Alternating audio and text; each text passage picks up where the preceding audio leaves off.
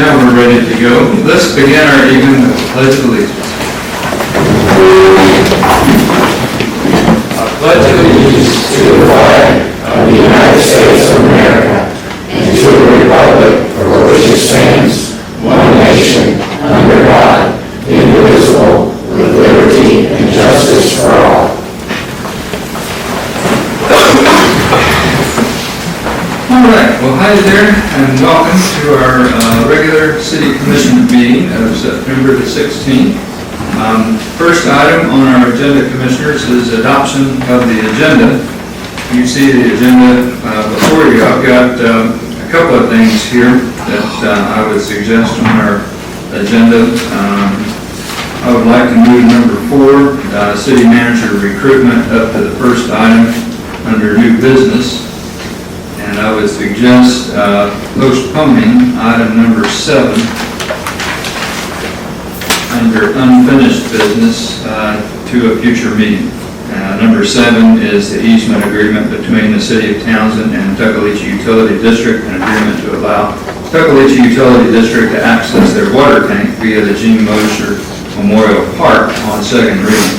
I understand we've got a little bit more work to do on that, but with your agreement, I would suggest that we postpone that item and we move item number 4, City Manager Recruitment, above to be our first item under New Business. Any other topics that we need to cover in our meeting tonight, or other things that you would like to address? Not for me. Okay. Can I get a motion and a second to adopt our agenda? Make a motion to adopt the agenda for September 16th of 2005. May I get a second? Second. Okay. September 16th, 2025. All in favor, say aye. Aye. Any opposed? Okay. The agenda is adopted. First item on the agenda is the minutes of our last meeting on August the 19th. You've had a chance to take a look at these meeting minutes. I'll give you one more minute just to take another look over them. As I recall, this was a very long meeting, maybe one of our longest, till almost 11 o'clock at night. So I'm tired even just reading these. Commissioners, any corrections that we need to make? Anything? I've got a few. Yes, ma'am. Doug Blair was present at the meeting. For the minutes, Commissioner Hedrick voted no for the June meeting minutes. Mr. Hedrick voted no on the June meeting minutes. And then under new business, number 3, we had a roll call. It's listed as a roll call vote for the Planning Commission, and then a roll call vote for the Parks and Rec. I was curious as to why we don't have a roll call vote for the BZA. Okay, say again that last one. The BZA, where it says to fill the vacancy for the Board of Zoning Appeals, it's just a few sentences, but the other 2 we have roll call votes for. So I didn't know why we didn't have a roll call vote for that as well. I don't know that we did a roll call vote on that one. But it says it passed with 4 yea votes and Commissioner Hedrick voted no. Is that accurate? Yes. Number 8, give yea votes should be 5 yea votes. 5, yes. Number 11, motion passed on the first reading with 3 yea votes. Commissioner Jenkins and Martin opposed, so that leaves 3.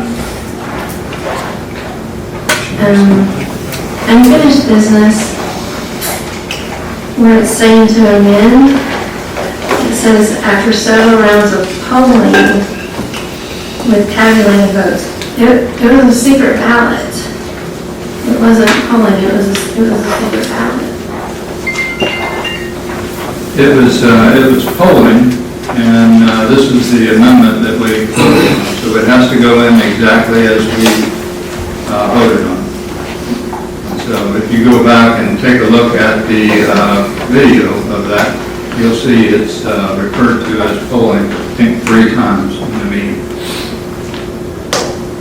But the comment from the audience was, can't you have a secret ballot? Okay, but this is, I think these are our minutes, so it has to be what we actually voted on, and this is the language that we voted on.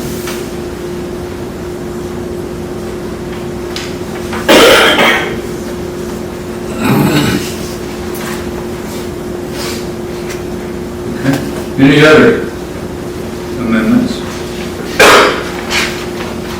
Thank you for the eagle eye on that. Okay, I'll call the question.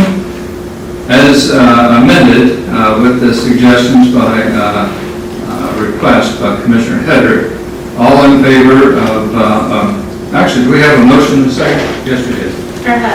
Not on this. Okay, let's get a motion in a second. Make a motion to accept the minutes from August 19th with the fixes that Commissioner Hedrick brought up. Okay. I have a second? Second. Okay.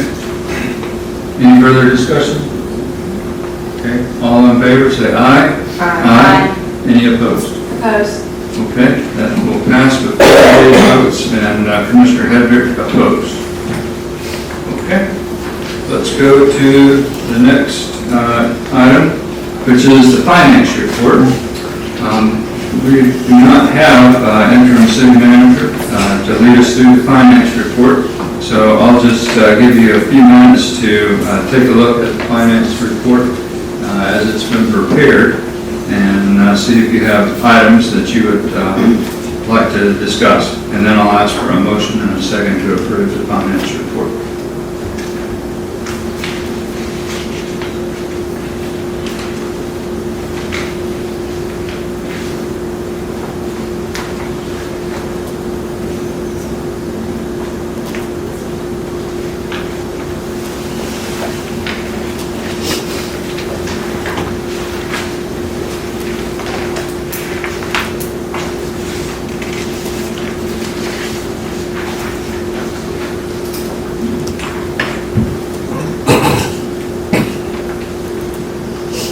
Move that the revenues for August were down by $7,000 relative to the budget.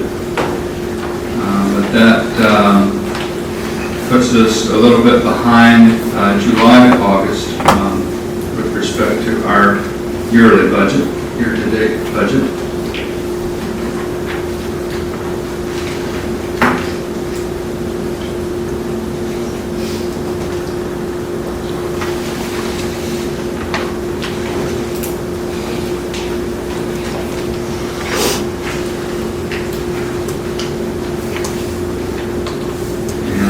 Also note that it looks like our expenses were down relative to our budget, so that's a good thing. So $119,000 for August. We have budgeted $130,000 in expenses.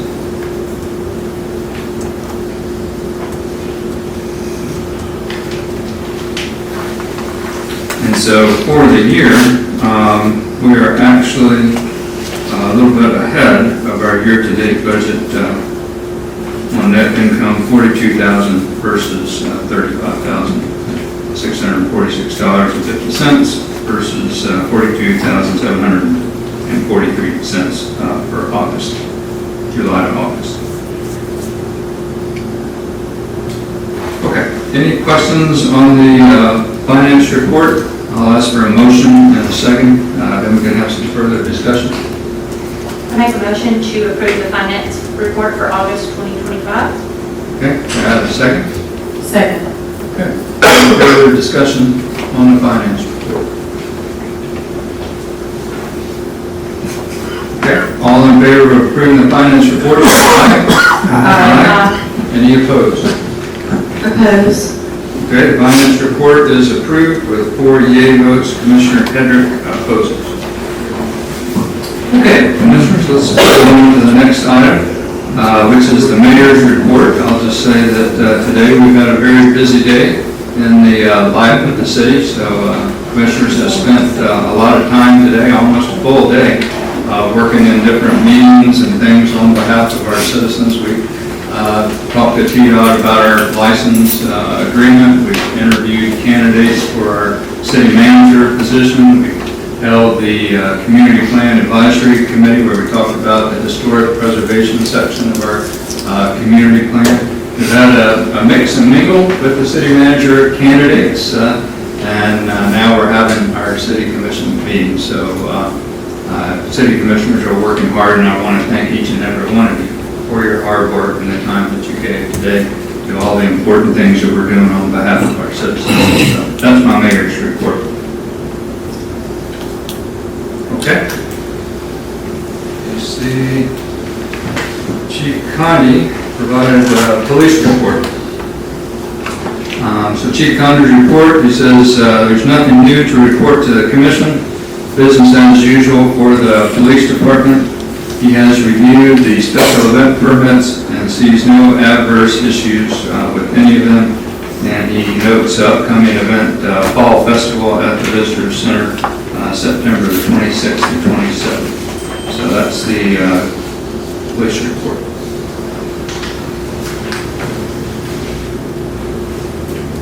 Okay, next report is the fire department report. Chief Stallion. Yeah, pretty much echoing Chief Conley's report, just a steady month, everything's going about the same. I do want to just re-announce, so Saturday, this coming Saturday, the 20th at 1 o'clock at Station 1, we have the memorial service for Stan Totten. Following the service, we'll have a procession to Grandview Cemetery where his remains will be interred with his wife. Okay, thank you, Chief, for letting us know, and thanks tremendously for the service of Assistant Chief Sam Totten. Commissioners, any questions on the fire report?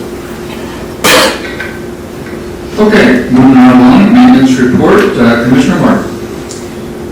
Everything is going as normal, keeping the grass cut, weeded, and I think everything that we have looked into, we've got answers for last month, so I don't think there's anything new. And the meeting with TDOT went very well today, so got a lot of questions we had answered today, so I was very thankful that TDOT was willing to meet with us today. I think since our last meeting, I noticed a lot of painting on the crosswalks and things like that. So that looks real good. I know the one that's down there near my house at Old Tuckaleechee Road looks a whole lot better. You can actually see it as the pedestrians and bicycles go across. So, I think that's really good. Any questions for Commissioner Martin on streets and maintenance? Okay. Moving right along, building and codes report. Let's go to the building inspector, Mr. Blair. Nothing new to report. We're down to 22 open permits currently. Okay, 22 open building permits. Commissioners, any questions for Mr. Blair? Okay. Mr. Ogle, codes report.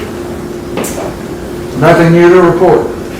Okay, and thank you for all your service pitching in. I will just say, and I want to recognize our interim city manager. Her last day was on Friday, so we have a very big debt of gratitude for Gayla Webb. She's been wearing a number of hats for over the last year, and so I'll express my thanks again to her.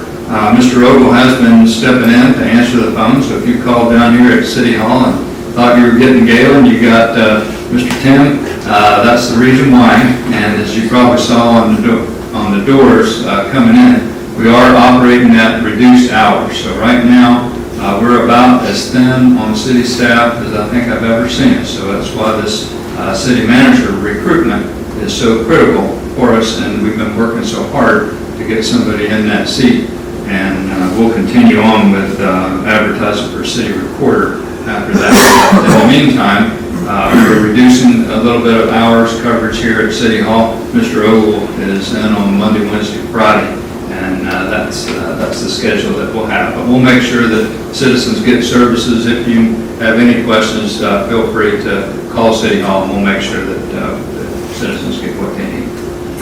Okay, let's move on to the recreation report. Vice Mayor Satterfield. Thank you. Bingo's back, finally, so we haven't had bingo since April. So if you'd like to come to bingo, it's on the 29th from 6 to 8. We've also got CEC is going to be surveying down at the Special People's Park the week of the 22nd. So if you see anybody down there surveying some things, they're already getting to work on that. Parks and Rec has a couple new board members, so thank you all for appointing those new people to the board last month. And we're already thinking about Christmas. So, Hard to believe, hard to believe. Looking forward to the Christmas parade. Commissioners, any questions for Vice Mayor Satterfield on the recreation? Okay, thank you very much. Community plan update. Mr. Pope or anyone from the Community Plan Advisory Committee? I'll just mention that we did have a good session. It'll be recorded and posted online so you can watch it. Today we reviewed a section on cultural resources. That's chapter 2 in our community plan. And we talked about historic preservation. And so it was a real interesting discussion. So I would encourage you when you get a chance to go on and review that videotape, and you'll see what we're doing and see how that's progressing. But we had Vice Chair Houston Oldham lead us through the cultural resources and that were provided by ETDD, and he did a real nice job. Commissioners, any questions? Okay. Moving on, Townsend, Cageco, Gateway Alliance update. How are you all doing? Good. You're welcome to take this microphone and set it right down there where you were standing. I'll do that. That was a little Thank tall you. for me, but there we go. All right, great. So I'm Jill, Executive Director with TCGA, and don't have a whole lot to report this month.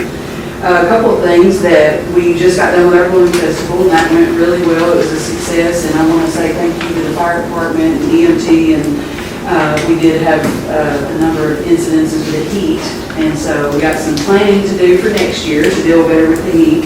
But it was a success, and we're hoping to be able to announce our community donations by the end of the year.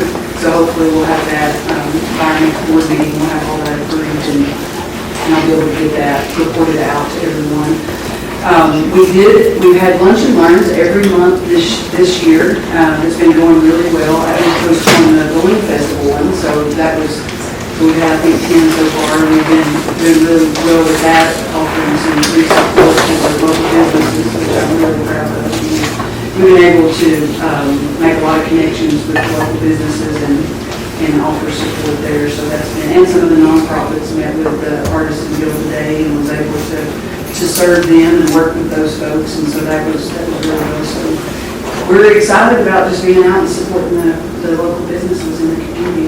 We are in the process now of launching our tourist map, which is the Townsend visitors map. I'm sure all y'all are familiar with.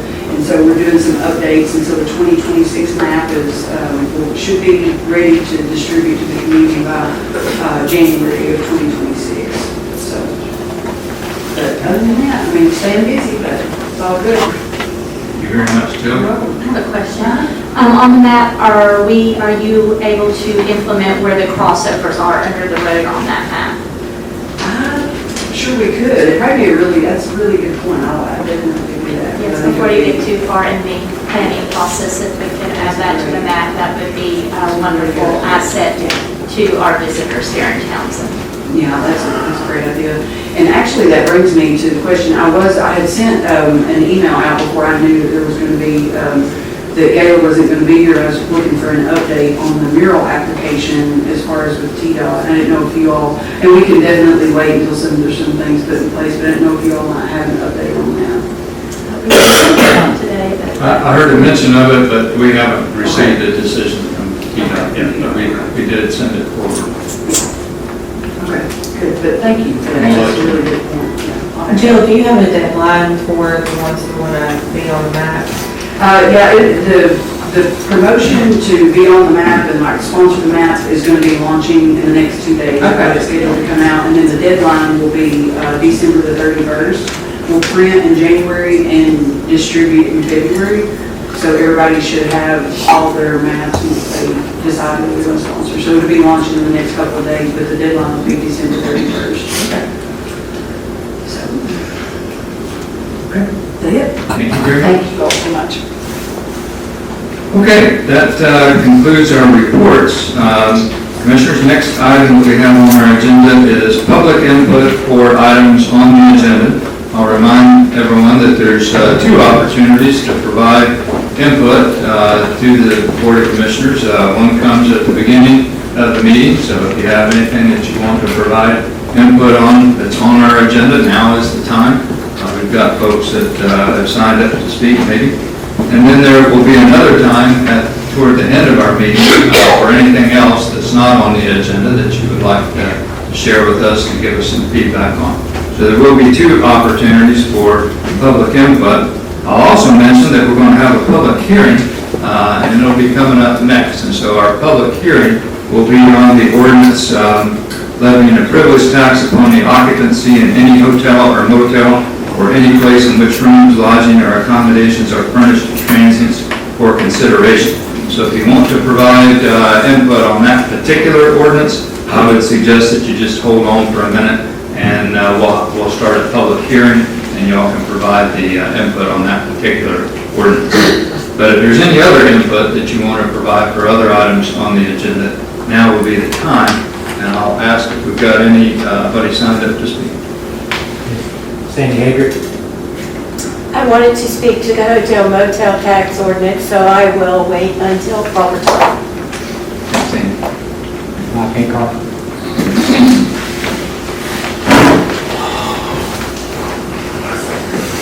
Thank you all.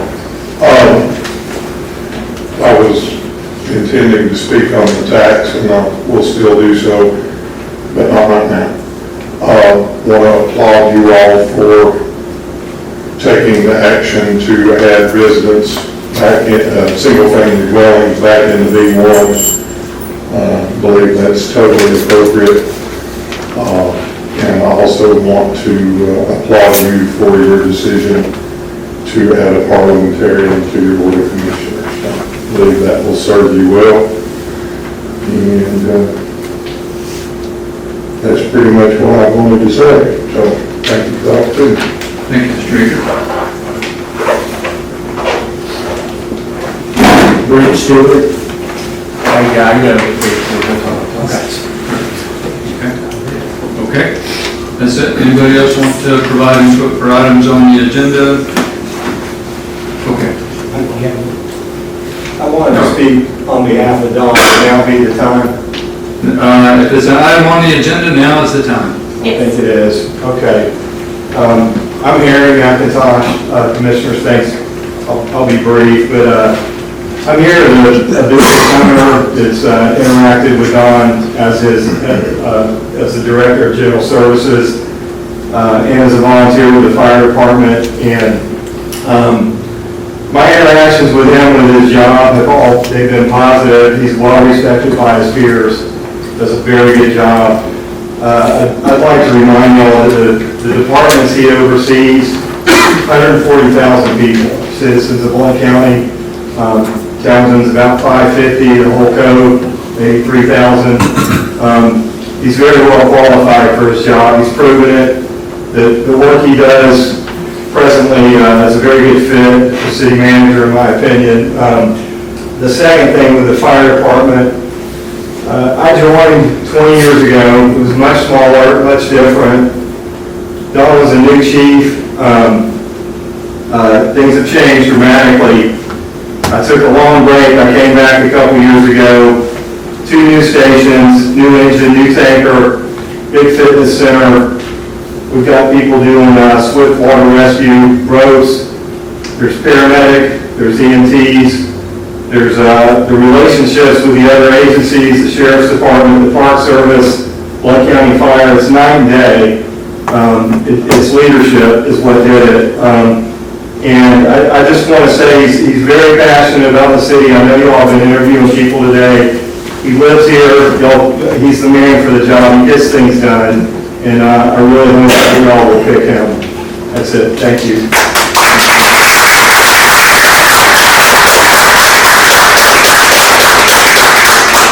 Other public input, Houston Mobile. This is on the agenda, right? Things on the agenda, but not on the hotel motel. Yeah, got it.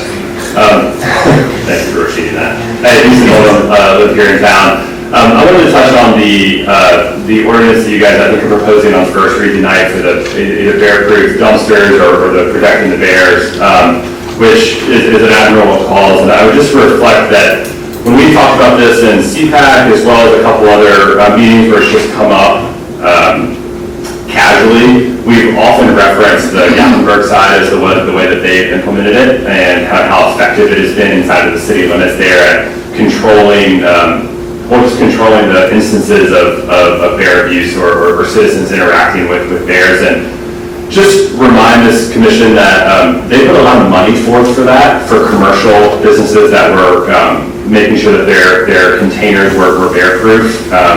And so I would strongly urge that any sort of ordinance that we put forward, any sort of regulation we put forward here in the city comes with some sort of financial assistance for anyone that it is implemented on, because those of us, I can only talk for myself.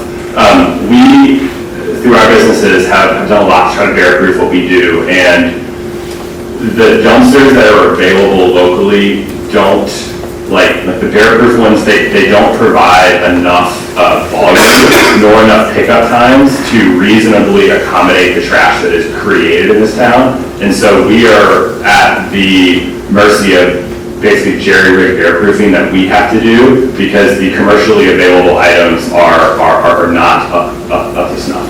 And so if we are going to be forced into adopting a standard commercialized bear-proof container, it is going to be a financial burden on a business that produces the amount of trash that it does in busy season or really in any edge season as well. So I just urge you guys to consider that financial burden. Thank you. Thank you for that input. Other public input? Okay, thank you very much. Now, Commissioners, I'd like to move to our public hearing on ordinance. Or we can do the city, or is that a new business? That's the first item on Okay. new business.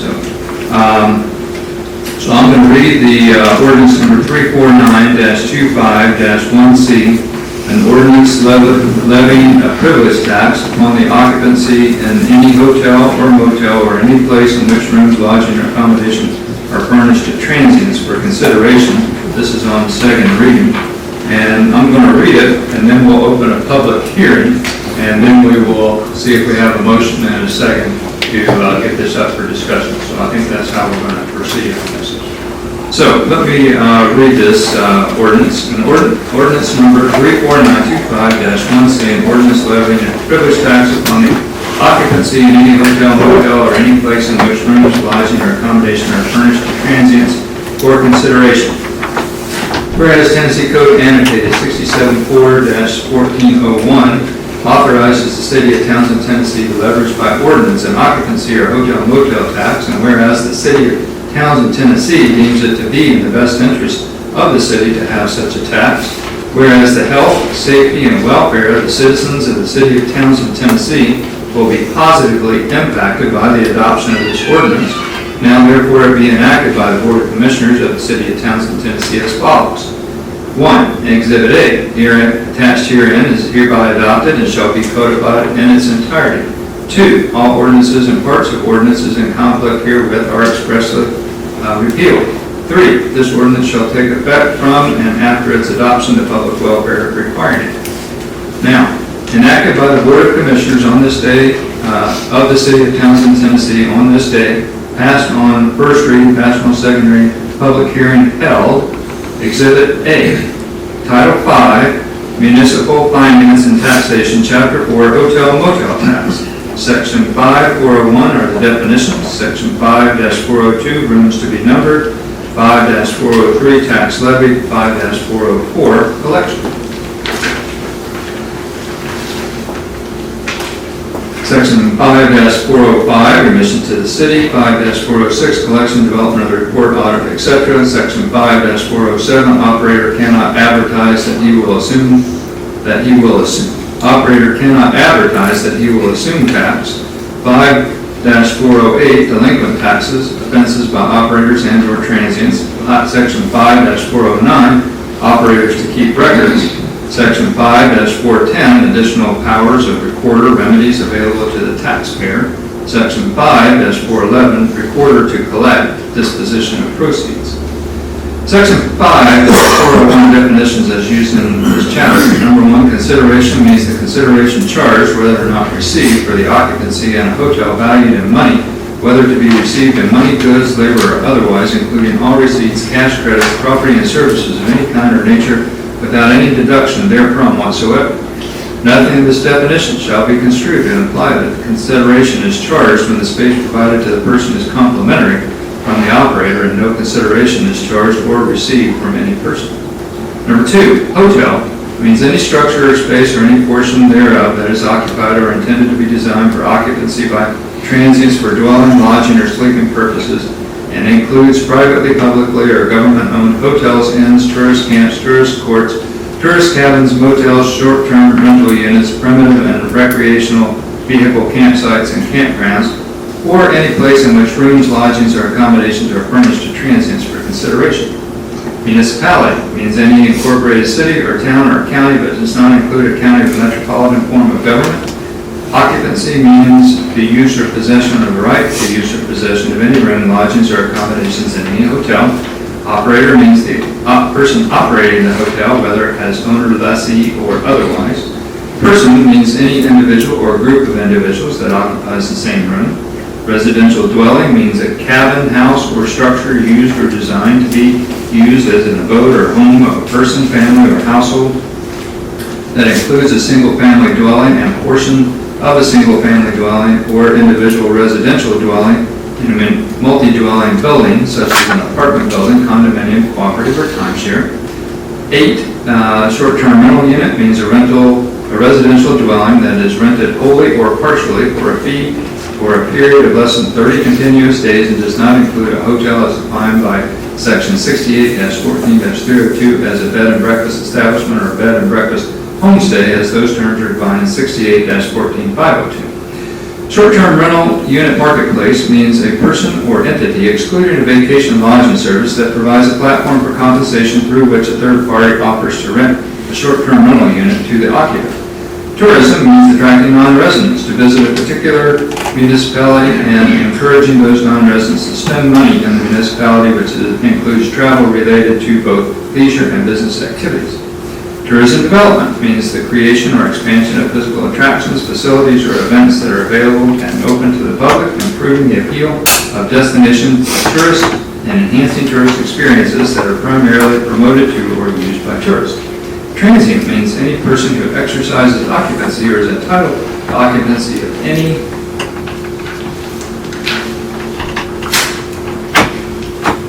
rooms, lodgings, or accommodations in a hotel for a period of less than 30 continuous days. And vacation lodging service means a person or entity that is engaged in the business of providing the services of management, marketing, booking, and rental of short-term rental units. 14, tourism promotion means planning, conducting, or participating in programs of information, publicity, advertising that are designed to attract tourists and foster economic activity through tourism. Tourist means an individual who travels more than 50 miles to a destination for business or leisure. Section 505-402, rooms to be numbered. Each sleeping room in every hotel in the town shall be numbered in a plain and conspicuous manner. The number of each room shall be placed on the outside of the door of such room, and no two doors shall bear the same number. Section 403, tax levy. There is hereby levied, assessed, and imposed, and shall be paid and collected a privilege tax upon the privilege of occupancy in any hotel of each transient in the amount of 3% of the consideration charged by the operator. Such tax is a privilege tax upon the transient occupying such room and is to be collected as provided herein. Section 504, collection. Such tax shall be added by each operator to each invoice prepared by the operator for the occupancy in his hotel, to be given directly or transmitted to the transient, and shall be collected by such operator from the transient and remitted to the city. Section 5-405, remission to the city. The tax hereby levied shall be remitted by all operators who lease, rent, or charge for occupancy within the hotel in the city to the city recorder of the city, such tax to be remitted to such officer no later than the 20th day of each month for the preceding month. The operator is hereby required to collect the tax from the transient at the time of the presentation of the invoice for such occupancy, whether prior to the occupancy or after the occupancy, as may be the custom of the operator, and if credit is granted by the operator to the transient, then the obligation to the city entitled to such tax shall be that of the operator. Section 506, collection and development of report, audit, etc. The city recorder shall be responsible for collection of such tax. A monthly tax return shall, under oath, shall be filed with the city recorder by the operator with such number of copies thereof as the city recorder may reasonably require for the collection of such tax. The report of the operator shall include facts and information as may be deemed reasonable for the verification of the tax due. The form of such report shall be developed by the city recorder and approved by the board or board of commissioners prior to use. Strike of mayor in here. Board of commissioners prior to use. The city recorder shall audit each operator in the city at least once per year and shall report on the audits made on a quarterly basis to the board of commissioners, strike of mayor. Section 5-407, operator cannot advertise that his will assume tax. No operator of a hotel shall advertise or state in any manner, whether directly or indirectly, that the tax or any part thereof will be assumed or absorbed by the operator, or that it will not be added to the rent, or that, if added, any part will be refunded. Section 5-408, delinquent taxes, offenses by operators and/or transients. Taxes collected by the operator which are not remitted to the city recorder on or before the due dates are delinquent. An operator shall be liable for the interest on such delinquent taxes from the due date at a rate of 12% per annum, and in addition for the penalty of 1% for each month or fraction thereof such taxes are delinquent. Such interest shall become part of the tax. Each occurrence of the willful refusal of an operator to collect or remit the tax, or a willful refusal of a transient to pay the tax imposed is declared to be unlawful and shall be punishable by, upon conviction, by a fine not in excess of $50. Section 5-409, operators to keep records. It shall be the duty of every operator liable for the collection and payment to the city of the tax imposed by this article to keep and preserve for a period of 3 years all records as may be necessary to determine the amount of such tax as he may have been liable for the collection of and payment to the city. Every person to whom a permit is issued under this chapter shall at all times keep a standard hotel register in which shall be inscribed the names of all guests renting or occupying rooms and the number of the room to which the guest is to occupy, together with the time such room is rented, which records the city recorder shall have the right to inspect at all reasonable times. Section 5-410, we're almost near the end. Additional powers of recorder, remedies available to taxpayer, the city recorder, or other authorized collector of the tax in administering and enforcing the provisions of this act shall have as additional powers those powers and duties with respect to collecting taxes as provided by law for the county clerks. Upon any claim of illegal assessment and collection, the taxpayer shall have the remedy provided in Tennessee Code Annotated Title 67. The city recorder shall have all those powers and duties as provided by Tennessee Code Annotated Section 67-1-707B. Any tax paid under protest shall be paid to the city recorder. Any suit filed to recover taxes paid under protest may be brought by filing the same against the city recorder of the city. Section 5-411. Recorder to collect disposition of proceeds. The city recorder is hereby charged with the duty of collection of the tax herein levied, and proceeds received by the city from the tax shall be used exclusively for tourism and tourism development within the city, and shall provide an annual written report to the Commissioner of the Department of Tourist Development as required by Tennessee Code Annotated 67-4-1403. There you go, Commissioners. That's the ordinance on the second reading. Now, I'd like to open public hearing at 7:40 for comments on this ordinance. If you would like to speak, you can raise your hand and I'll call on you. Yeah, speak. Sandy Hill. And we'll limit the comments to 2 minutes. You better talk fast then. My name is Sandy Hendrick, and I live in Townsend, and I run an inn. And I want to start by saying that I am disappointed that the commission did not consult people in my type of business, what this would do to our business, and kind of have some dialogue before this was just swapped out on us at the 3% rate. And I understand the 3% rate, you're trying to get to jump on the count. The act in the beginning was created to promote tourism for gateway communities, for an economic base where tourism is important. So this act that Townsend is adopting will further encourage tourism. And the law states that you will use those funds to promote tourism.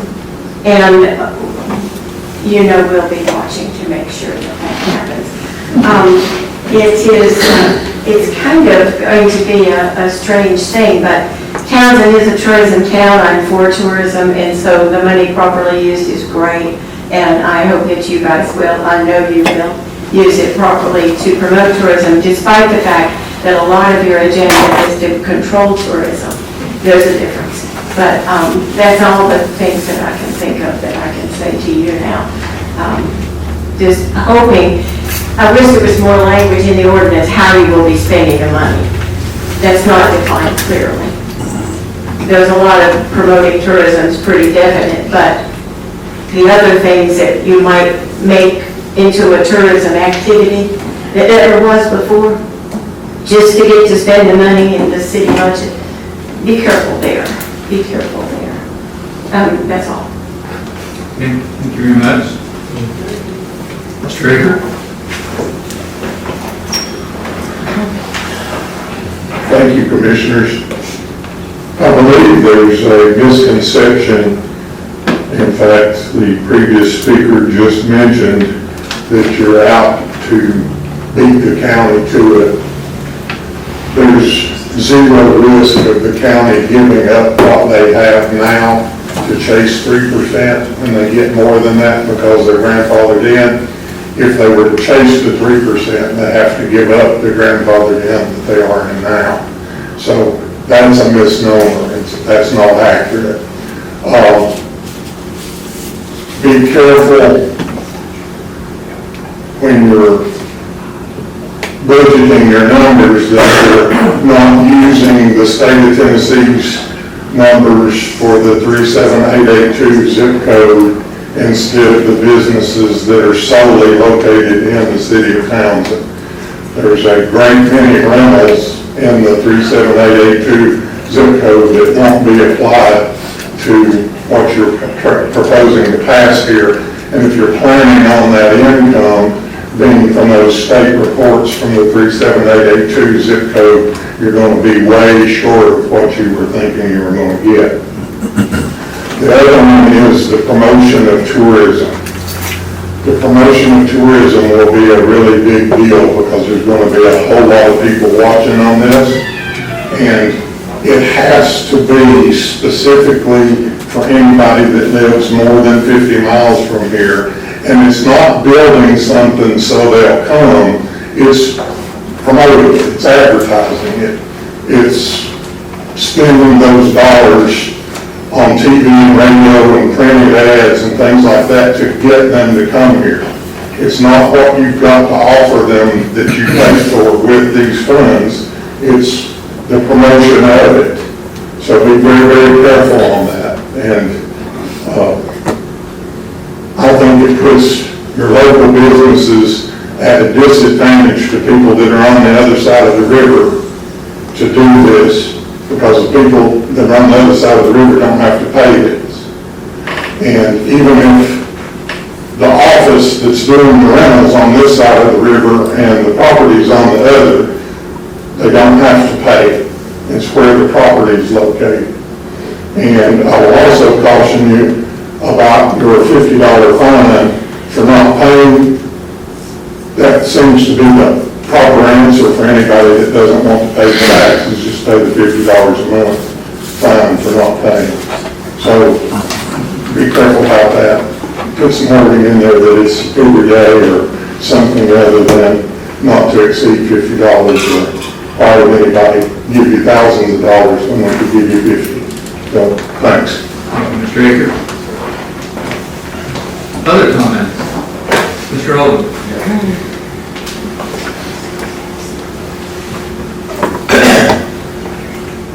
Good evening, everybody. I'm Mark Oldham with Oldham Hospitality. We own Dancing Bear Lodge, and I'd like to speak about this tax. So usually I'm not a tax guy. Who wants more taxes, right? But right now there's a 9.75% sales tax that our guests have to pay, along with 5% lodging tax. That 5% lodging tax, as you guys know, goes to Maryland. This 3% tax from the Townsend, as I understand it. I would like to echo what Sandy said. It would have been nice to have some dialogue before all this was thrust upon us.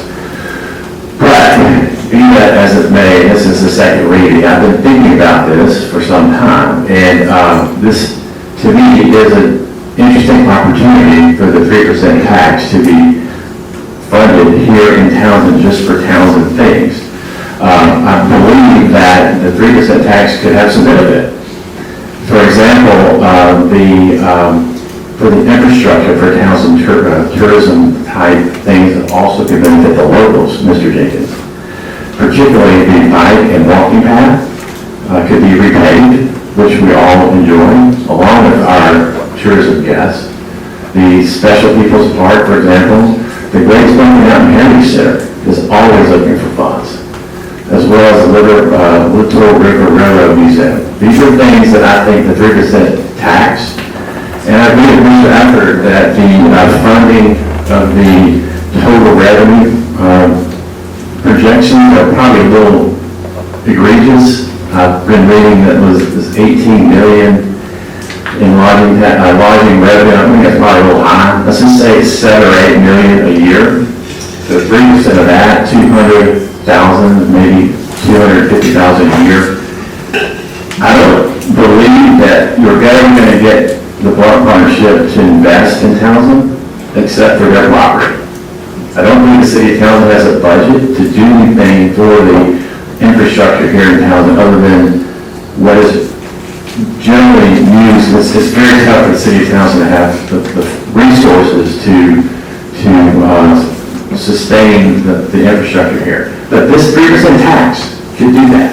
This 3% tax could really be a source of revenue that could really benefit not just the locals, but the tourists as well. And it could be a source of funding that is perpetual. So I'm sitting here in support of the tax.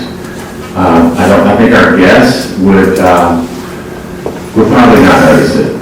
We would just. The thing that I agree with Sandy Hendrick also about is the administration of the tax. Right now, we're looking for a city manager. I would also like to echo what Harry McIntyre said. Don Steins would be an awesome city manager, and that would give us the not only with the funding, but also the authority and the management style to make sure that these funds are allocated appropriately. So, my thoughts, and I hope you guys vote in support of the lodging tax. Thank you, Mr. Oldham. Anyone else like to speak? Mr. Stewart?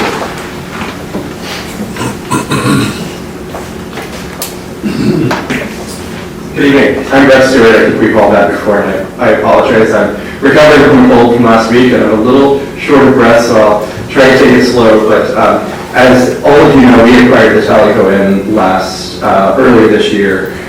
So we are a local employer. I have spent almost every day here since then.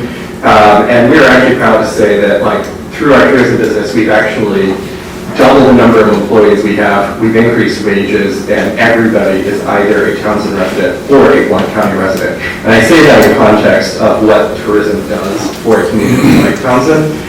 And I just want to start by saying that, on the whole, we are not opposed to an occupancy tax. When it's properly implemented and when it's invested appropriately for what it's intended to do, it can be a very, very powerful economic driver.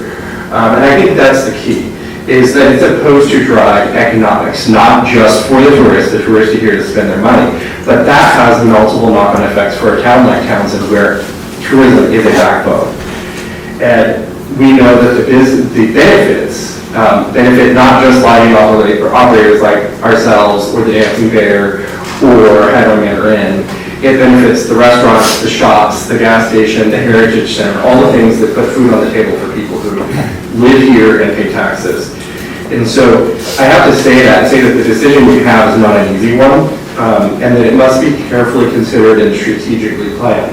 Because if they are not directed for the intended purpose, which is driving tourism, and if it's not measured and carefully implemented year over year, we will end up facing a setback, which could end up having sort of the opposite effect. And the reason is because of what it does relative to our competition.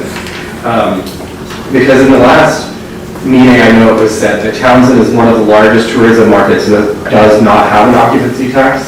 So that's sort of a shock on the surface. But I think that while that may be true, the better question we have to ask is, how do guests make their decisions about where they stay in the Smokies? And yes, there are certain customers that are diehard, are going to stay here year in and year out, and they may go and stay at Dancing Bear in a cabin because that's what their family does. But there are others where the reality is that they don't care whether the city gets the tax or the county gets the tax. They only see the price difference, and when they're shopping for a cabin or accommodation. And for our closest competitors, which are across the river that way, Pigeon Forge, Gatlinburg, and Bears Valley, our understanding is that they either pay a city or a county tax. And if we implement this tax, the cost of what a guest is going to pay is going to be significantly more to stay here for a comparable unit than what they will pay there. And so it may not seem like it adds up to a lot, but for a family who's staying here 3 or 4 nights, that's the cost of dinner, that's the cost of like an activity. And so I know you may have friends or you may own cabins or such and say, oh, we're very supportive of what this might do. But at the end of the day, if people are staying in Bears Valley and you're losing business or your friends are losing business because they're staying 3 miles that way and they're avoiding this tax, I think everybody might have a different perspective in 2 or 3 years.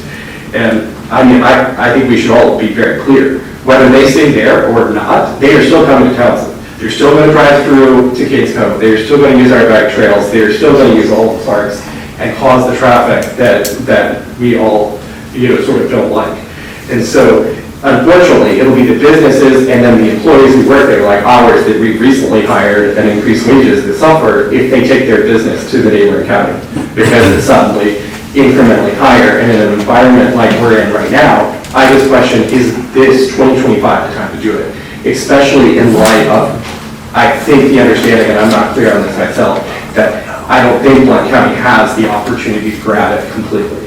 And so, when you put that into perspective, it's something that makes this decision very hard. Because on the surface, this could lead to, as the previous speaker just said, very positive benefits for us. And I'll skip down to my next point, which is that, if this is implemented, and I know that we're scared of Blount County taking revenues that could potentially be used for us here, it's really important that we use it to promote these businesses. And I know some of us are worried about more traffic if we're actually implementing this and it's going to bring more traffic and, all of that. But I'll just like to say, for those of us who have spoken tonight, we're here and I think, generally understand the benefit of what this can do, because there's a big difference between day trippers and overnight guests and what they do for your local economy. And when you look at who's taxing and who's draining your resources, there's also a big difference. We know good and well, if you've been through Townsend around lunchtime on a nice summer day, there's lots of traffic. We know a good number of those cars are here flipping over. And so when you think about when you implement that, we just ask you to make sure that it's being implemented for overnight guests who are going to drive the local economy and who, in a way that the results can be measured. And us in the industry are here to support you if you elect to make this decision. We're here to support you and future commissions to make sure it's done appropriately and that we get the most out of it. Thank you. Thanks, Mr. Stewart. Okay. Anyone else? Mr. Hedrick?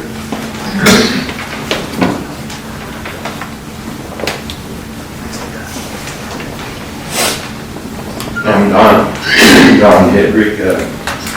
I live here, have a business out of Marion, and I just hope that this commission would take a deep breath here and pause this issue and take a look at, Mayor, you made a lot of notes, I watched you. Look at the concerns that have been mentioned here and try to get it written into this ordinance so it can be implemented. So somehow, there is going to be a loss of business. I looked up some figures online, I hope they're correct. Right now, we're 2% more than Gatlinburg Division 4. And this, if I've done my math right, we're going to be at 5.5% more. Now, people look at the bottom line when they get their bill. Trust me. They say, what did we get for that? So, let's do something positive to offset what business that we might lose because we charged them more. I don't see the rush. I don't think our neighbors down the highway here in the major cities are going to jump out there and try to take advantage of us. So let's do this right and not rush into it. Let's get something solid written up. Okay, thank you. Thank you, Mr. Hendrick. Others?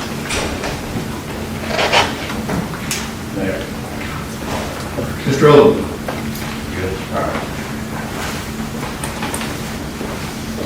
Hey guys, Houston Oldham, not usually reference my phone, but again, that's not here tonight. You go right ahead.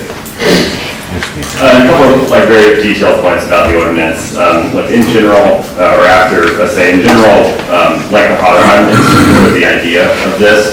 I'm in support of the idea of having a fund that supports tourism in Townsend. It's certainly the business that I'm in, and so it would support the business that I operate every single day. A couple of things. What's up with the numbered rooms on there? I don't really understand that, especially as it pertains to like cabins or anything. It seems a little old school and weird to have been like added in here. I'm also a little confused about the like timeline of implementation. So say it passes tonight on second reading, like tomorrow we start this. You know, is it 10 weeks from now? I am additionally just wanted to have y'all consider, like, I think last meeting that it was a conversation of 3% because we didn't want the county to take that extra 3%. I think it's now been confirmed that that's basically not possible. So, you know, to reflect on why the 3% now instead of maybe matching Alcoa and Miracle, which is the 1%, you know, hotels and motels tax there.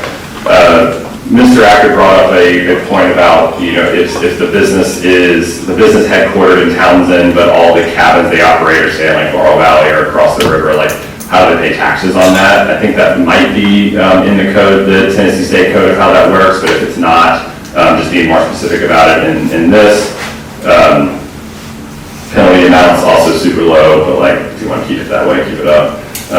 And then the last sentence of the ordinance mentions a Department of Tourist Development. That was something that actually on like first, second, maybe even third reading, is that not in the last sentence there, the last couple sentences about how the funds are developed or used there? I think that phrasing is there, which to me means that the city of Townsend is creating a Department of Tourist Development or needs to or reports anywhere. If not, I'd like just throw further clarification on that. So in summary, like the idea absolutely for the continued investment in what the backbone of our economy is here, but for the way that we sit like right at this minute, I think we're missing a few implementation points that could benefit us in, you know, in how thoughtful we are to this. Thank you. Okay, thanks, Mr. Oldham. Others? Please.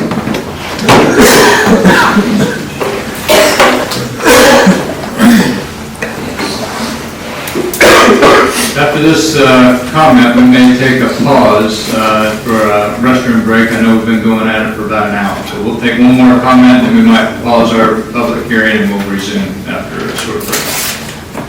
Joseph Shelton, Tally Ho Inn Hotel Manager.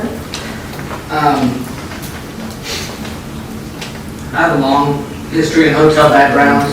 I come from Knoxville, who has a very robust city and hotel tax. They are 18.5%, looking to go to 19.5% this year.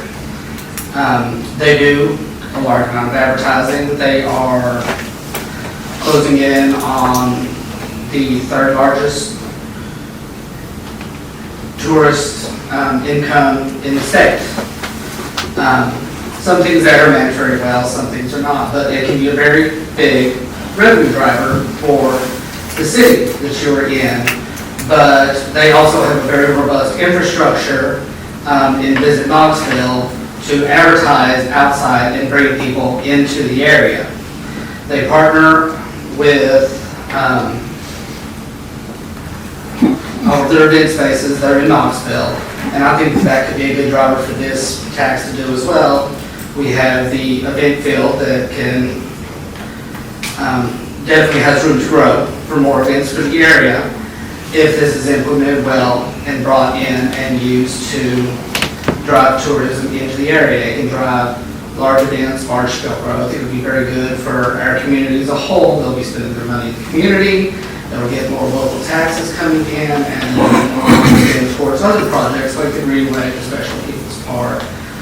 It'll help bring in visitors for museums, every other thing besides the hotels that are in the area.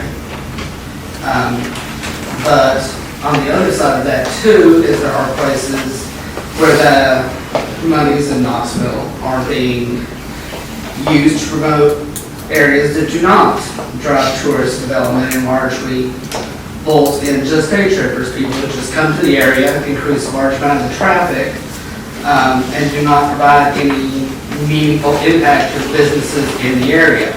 One of the biggest drivers is their former event, Boomsday. They had over Labor Day weekend.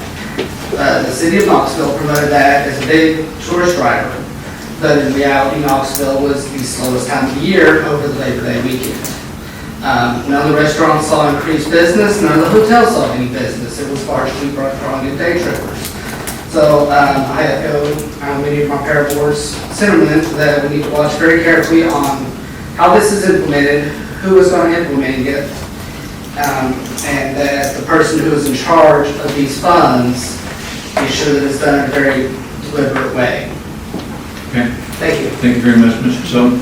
We're going to take a brief recess. We'll resume our public hearing, and we're going to pause it here at 8:04, and we'll resume here in just about 3 minutes.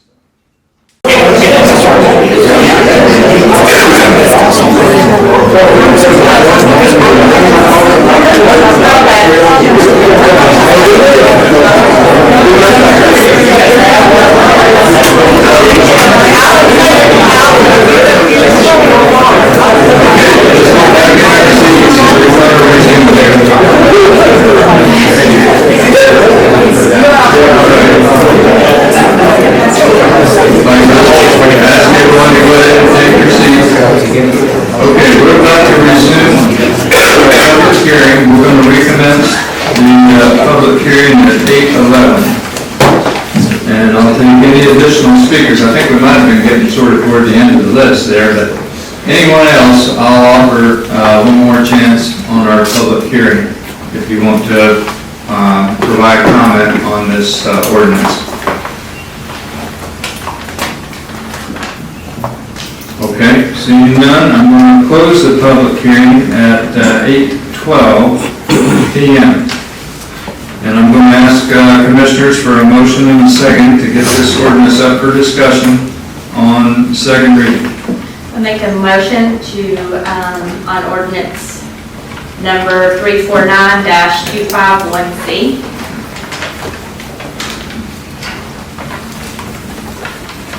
Okay, motion to adopt ordinance 349-25-1C. Do I have a second?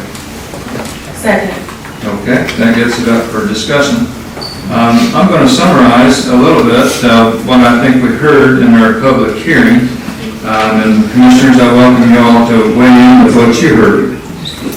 I heard that there's broad support from our lodging businesses, but they urge us to proceed thoughtfully and carefully with implementation. of this privilege tax. Also heard some concern you'd like to have had earlier engagement. I heard some concern, or not concern, but the fact that this could support jobs in the city of Townsend. And let's see, what else did I hear? I heard several commenters refer to the discussion we had on the first reading about the percentage of the lodging tax that the county takes and whether there might be some urgency to approving this so that the county doesn't take the other 3%. I think we've been clarified on that since then.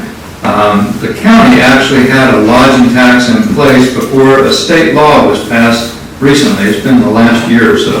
State law capped the amount of lodging tax, but the county was already up at 5%. So my understanding is in order to to do something different, they would have to potentially forego that additional lodging tax. And so there are some reasons why the county might be unlikely, and therefore the urgency that we were discussing, I think, in our last meeting, at least as it's been explained to me, probably does not reasonably exist.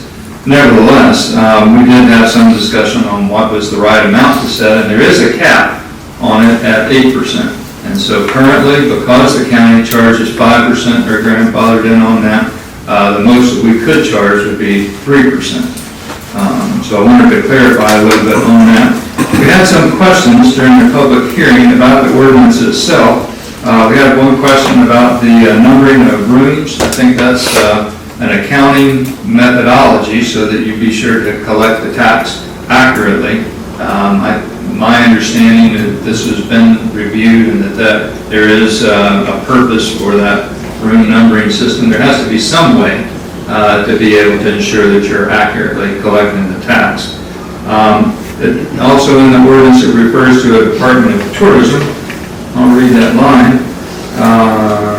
Let's see. The city recorder is hereby charged with the duty of collection of the tax herein levied, and the proceeds received by the city from the tax shall be used exclusively for tourism and tourism development within the city, and shall provide an annual written report to the Commissioner of the Department of Tourism, developed as required by Tennessee Code of Annotating. What I think that means is that there is an accounting responsibility that any municipality that collects this tax has to provide a report on how the tax is spent. And there is a Department of Tourism at the state level. In fact, I think it was right around the time of our meeting last month that we had the State Commissioner of Tourism signaling that he thought this was a good idea, that we would collect this tax. So that is really the mechanism by which we account for the funds, I think, rather than the fact that we would create a tourism board. In fact, at our last meeting, I think one of the commissioners or somebody raised the question, do you have to have a tourism board in order to be able to collect this tax? And the answer is no, you do not have to. We could have our own Townsend Tourism Board, but that's not required. All that's required is that you keep a separate accounting and to be able to show that you spend it on things related to tourism. Now, we have had quite a robust engagement with the State Department of Tourism, and the types of things that we could spend these funds for do include some of those infrastructure projects. And so I'm reminded that just at our last Board of Commissioners meeting, we allocated nearly the entire budget, the annual budget for the Parks and Rec Committee, $17,000 a year, or this year, for this consulting outfit, CEC, to take a look at the Special People's Park. Vice Mayor Satterfield told us that they're going to begin that surveying. For $17,000, what we get from CEC is a very nice survey of that area around the Special People's Park and a series of different proposals, basically sketches of what that looks like. Now that might seem like a lot for $17,000, but that's what it buys you. To actually be able to complete that project, we are probably looking at something, my guess would be on the order of hundreds of thousands of dollars. And as you all heard us go through our Finance Committee report, our annual budget for the city of Townsend isn't but about $1 million for everything, including our police, our fire, everything. So for this Board of Commissioners to allocate $60,000 from our general fund just to start on the Special People's Park, which I know is a big destination for our visitors, there's nothing like it. Even on the other side of the mountain, there's nothing like it.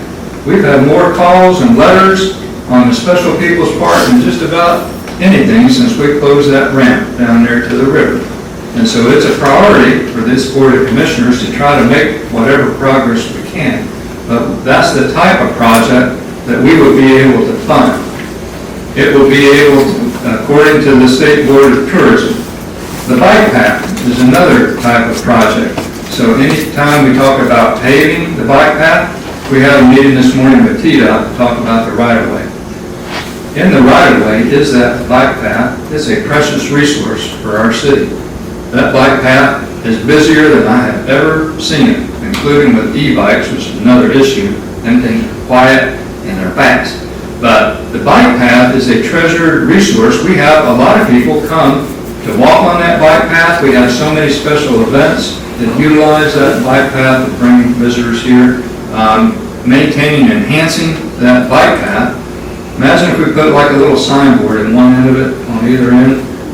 You could leave a message, hey, I'm at so-and-so, I'm at the Heritage Center, I'm somewhere else. You could leave messages for folks. You might put a little water supply there. You could water your dog, fill up your water jug. So many things that would just be a nice enhancement to the bike path. We talk about our community organizations. We had this session I mentioned to you earlier this afternoon about cultural resources and historic preservation. Well, we've got two wonderful community organizations, the Heritage Center, the Little River Railroad and Lumber Company Museum, that could also benefit from these funds. So we have been paying attention. These are things that we might and historically have allocated from our city budget. But we are really constrained on our budget. When I knock on doors running for city commission, I had two questions people asked me. Y'all probably asked me some people in this audience when I knock on your door. Where do you stand on the sewer? And where do you stand on the property tax? We don't have a property tax here in Townsend. And we try our very best to give best services we can. We are blessed by very capable people to have a police force and a volunteer fire department that keeps our people safe. The city pays that amount to the fire department for each and every citizen. We cover, if you need to be medevac out of here, we cover that lifestyle. And so there are certain things that the city needs to provide, that we have to provide, and there are more things that we would like to provide, like, fixing the Special People's Park, enhancing that, the bike trail, our community organizations. These funds, according to what we've been told by the State Department of Tourism, could be allocated to things such as that. So I just wanted to clarify on that. So let me pause, Commissioners, and see if there were any other things that y'all heard from the public input that you'd like to make sure that we take into account in our discussion. I have a few things, not from the public input, but from talking to people in our community. They would like to see what percentage will be going to the bike trail, the Special People's Park, some of those things. They would like to know what percentage of their money is going and what it's going for. We need to also look at advertising. We need to be advertising for our businesses here in Townsend to bring people in, whether that's billboards, radios, flyers, and they would like to know what percentage is going to advertising for their business. Where is their money going? If it's going for a good cause, they're more apt to, even though the people that are coming would be more apt to pay that if they know what percentage is going where and how that is being used. Whether we do an advisory board of, or if we sit down or we pass that off to our city manager, how are we going to be a voice for our businesses? How are we going to advertise for them and speak for them? Whether we use TCGA as go through them and give them some funds to advertise for these businesses, because they do have a wonderful program, and advertise for the local businesses here, or whether we do that as a commission or we plan that over to the city manager. But people just want to know where their money's going, not necessarily know they're opposed that I had talked to. They just want to know what percentage is going to what. And that the most thing was advertising for our businesses that will be maybe getting a cost cut. That they may not, that cost cut could go, if they're having the cost cut, then they could cost cut advertising for their business if we are doing the advertising. So they're still getting something for what they're losing. So we really need to focus on how we would like to advertise for our overnight stays. Okay, so when you say where their money goes, this is a tax that's levied on visitors. Right, and some of the visitors that I have talked to understand that. I have talked to some people, I have friends that come stay, I have clients that come and stay, and just know where their money's going, and especially for the businesses, because they may be losing some revenue, then just be advertising and be a voice for our businesses through this increase of this percentage of taxes. Commissioners, other observations from our public hearing? What are we hearing from our citizens or businesses? Public hearing and citizens, the economic impact, if it would discourage people from coming and staying here and going other places outside the city, inequitable burden put on the hospitality industry, and lack of defined plan for what it's going to be used for. I've got some questions, but they're my own. I didn't hear them here, except for Houston numbering doors. In section 5-411, that's where it talks about how to use the funds.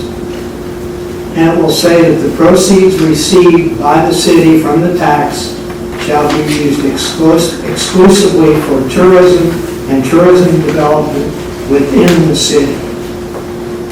Does that mean all of these funds have to be spent in the city?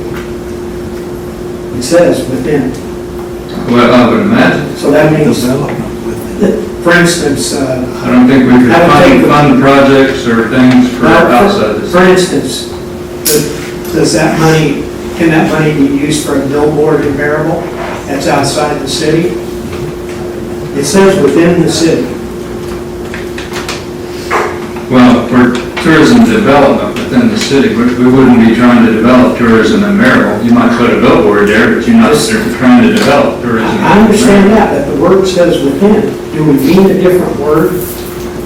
I don't think so. I understand that just to mean development within Townsend. I think it means tourism within the city, or tourism development within the city. Okay. Not necessarily that it has to be spent inside the city, that it's just for that.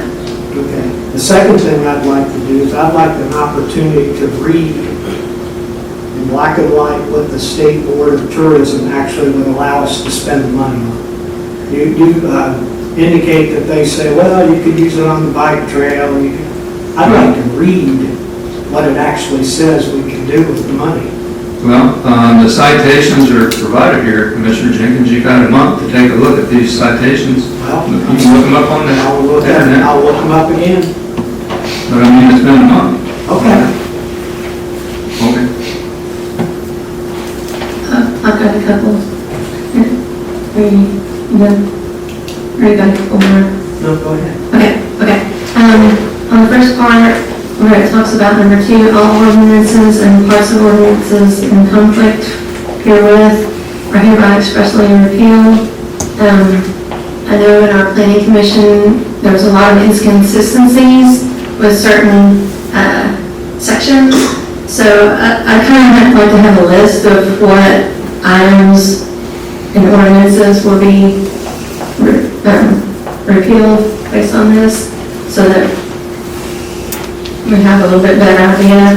And then, as was mentioned, the fine of $50 is it $50 a month per business, or $50 a day, $50 a room? It's kind of open-ended. And then, any suit filed to recover taxes paid under protest may be brought by filing the same against the city recorder of the city. Can that get explained a little bit? I mean, Okay. Which, if you'll tell me the sections again, ordinances repealed. that's on the first sheet, number 2, in parentheses. Okay. And then the section about the fines, sheet, Section 5-408. yes, sir. And then the section 5-410, the very last 2 sentences. Last 2 sentences, 510, any tax paid. Under protest.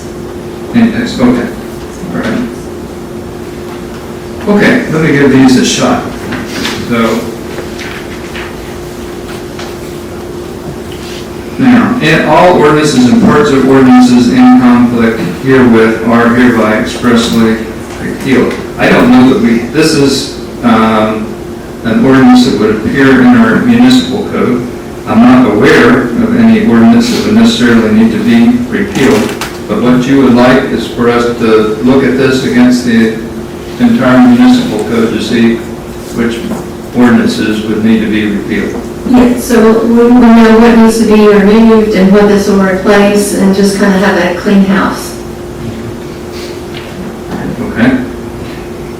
Fines under section 5-408. This is the language that appears multiple places in our municipal code. Here it says, shall be punishable upon conviction by a fine not in excess of $50. The way that's been implemented is that once the conviction is made, there's a fine of $50. So we can't start to accrue that day by day until the conviction has actually happened. So it has to go before the judge. So that's one thing that we've encountered already. But this language about the fine is $50 is the maximum that you can do in many cases.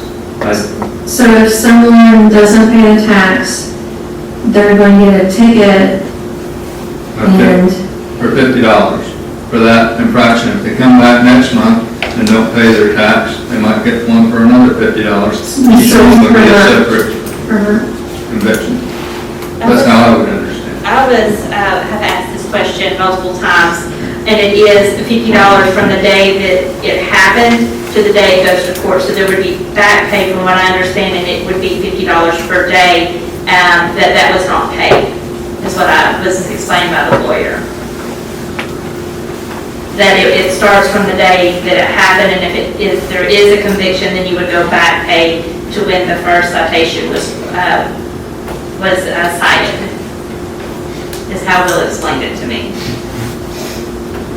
But that wouldn't be received until after the that it was prosecuted. And let's take a look at section 5-410. Any tax paid under protest shall be paid to the city recorder. Any suit filed to recover taxes paid under protest may be brought by filing the same against the city recorder of the city.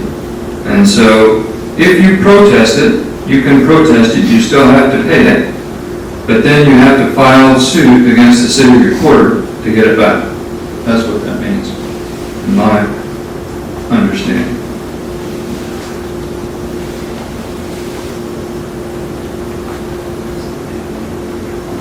Then what would keep everybody from filing suit to get it back all the time? Well, there's time and effort and cost associated with getting it back. That might be a reason not to do it. I mean, you can protest or petition certain things. What this is allowing somebody to do is to say that we didn't do it correctly. They still have to go ahead and pay it, but then they can protest it and they can file suit, and if we didn't do it correctly, they could get their tax back. That's how I would read it. This would be like if there was a clerical error on the city recorder's part, for them to be able to protest that and make sure that it was done correctly, my understanding.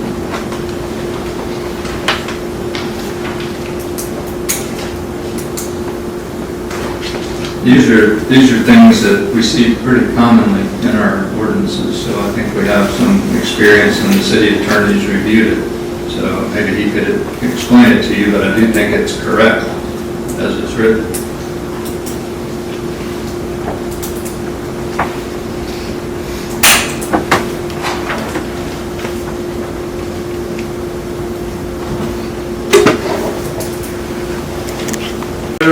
Other discussion?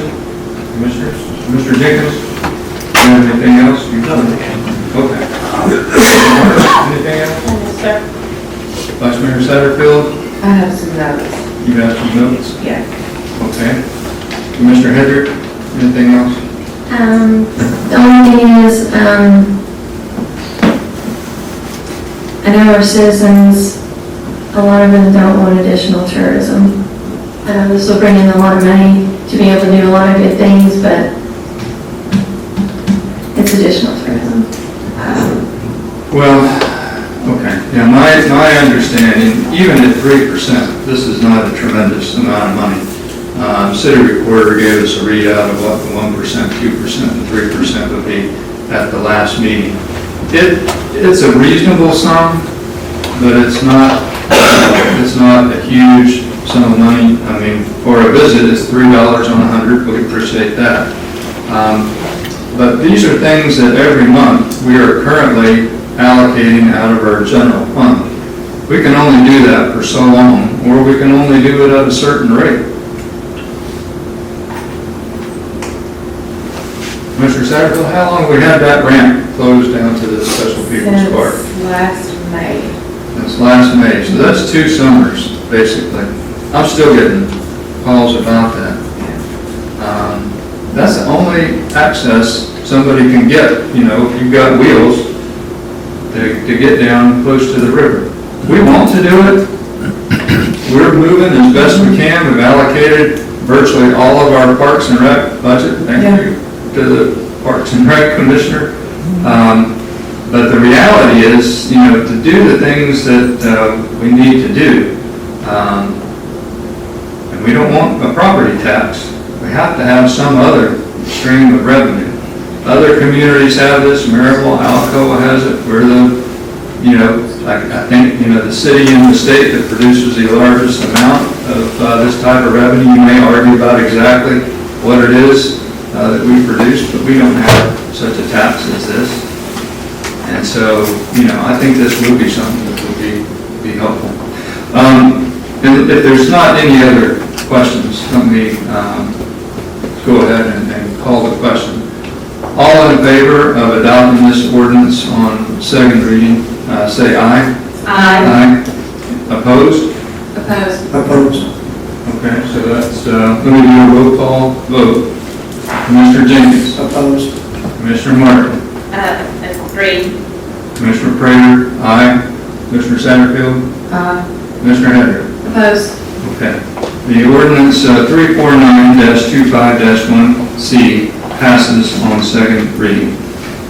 Having said that, I will say that one other question that came up during the public hearing is how long will this take to be implemented? And it will take some time to be implemented, so we will need to have a thoughtful approach to this to make sure that we're getting the right input. We do have a number of projects already that could apply to this, but it will take a little bit of time to see what all the implementing provisions will be on this. On section 5406, it says, "The form of such report shall be developed by the city recorder and approved by the Board of Commissioners prior to use." So it looks like we're going to have to work on a form. Thank you.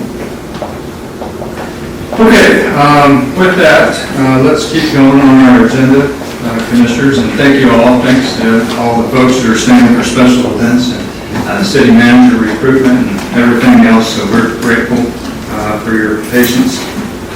Let's move next, according to our amended agenda, to the city manager recruitment. And I'll say a few words, and then I'm going to call on our municipal technical advisory service representative, Angie Carrier, to provide us with some additional information. First thing, let me just say thanks to Angie and MTAS. We are a very small city. Somebody tells me there's smaller cities out there than us, but I can imagine there's many. But we don't have an HR department. We don't have a lot of things, but MTAS helps us when it comes time to do some of these big lifts. And Angie has been tremendous in helping us to be able to execute in a very professional way the city manager recruitment. Some of y'all had a chance to meet some of our city manager candidates this afternoon. We had a little bit of a mingle at 6 o'clock. We did do a nationwide search, and we got about 40 or 50 candidates from across the nation. And, Townsend just enjoys continually such a good reputation and goodwill. I was really impressed with the response that we got to our call. It was a very competitive field, and we did interview the very top candidates, and we were so fortunate and blessed to have so many qualified candidates. And so I want to thank each and every one of them that interviewed and spent their time doing that, sometimes flying from all parts of the country. We have one candidate come from New Hampshire down here to interview with us. And so it takes a little bit of courage to put yourself forward for public service. I thank all the commissioners for what they do. Sometimes life is not so easy in public service. The city manager, as you all have seen tonight, is such a critical role for the city of Townsend. And it's not going to be easy, but we're really grateful for the folks that participated in that search. So, Angie, with that, I'll call on you to provide some input from us on our interviews this afternoon. Okay, thank you. Thanks for letting me be part of the process. Angie, could you pull the microphone to you, please, ma'am? Thank you. Normally I don't do this, so I just, thank you for letting me be a part of the process. You all did very well. I think we did well in putting the candidates together, and we got 4 great candidates that you interviewed. I thought that was amazing. So today, throughout the interview process, you interviewed today, and then of course, for one that could not make it today, interviewed prior to, but I think it went well, and from your input, I know that you all ranked these candidates, and I was going to tell you who your top candidates are from your interviews today. And so your rankings are Dawn Stallions, Krista Morris, Craig Bennett, and Mike Chesney. That is your ranking. So moving forward, and normally with the rankings, you would give your city attorney the authority to negotiate with the top candidate if that's what you would like to do. You would give your city attorney the authority to do that, along with the criminal background check, financial background check, whatever that you all decide, and have the city attorney do that through the TBI. That's the best way to do that. And then negotiate an employment agreement with the candidate. And then if that doesn't work, go to the next one. So I think your discussion is if you want to do that and give your city attorney some boundaries in which to negotiate and bring an employment agreement back to you for approval. And I can check references too in the meantime. And then once they have negotiated something and they bring it back to us, we can have a meeting and not necessarily have to wait till next month. True, yes, you can do that. Okay. Thank you, Angie, and thank you again for helping us through this process.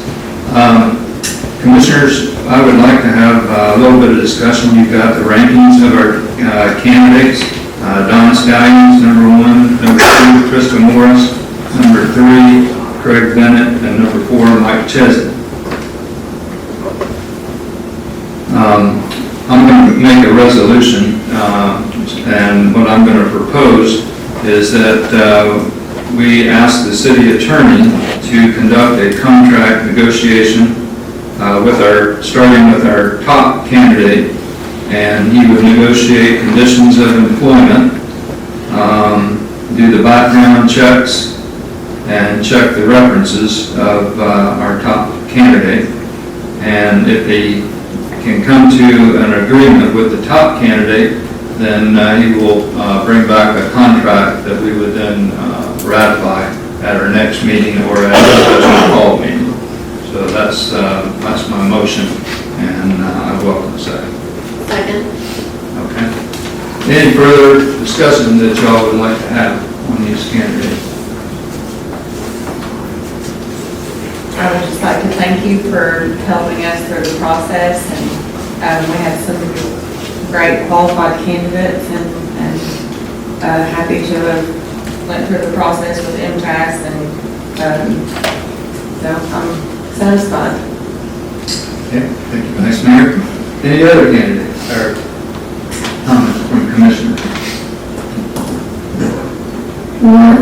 For the next role for city recorder,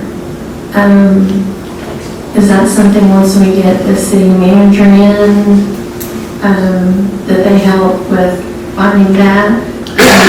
Start, What I would recommend, doing the advertisement and getting that out there.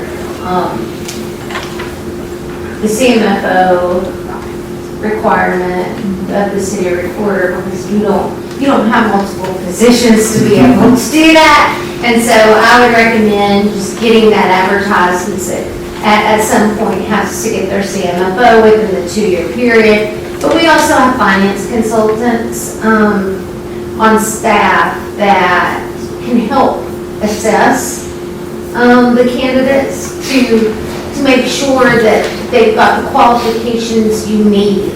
Because legally, the city has to have a CMFO on staff, and you have 2 years to get that. So it's a really important position, but it's also really important that they mesh with the city manager, because they're in the office together quite a bit and work together. So I would recommend that you get that advertisement out there and be able to get the top candidates through with the city manager.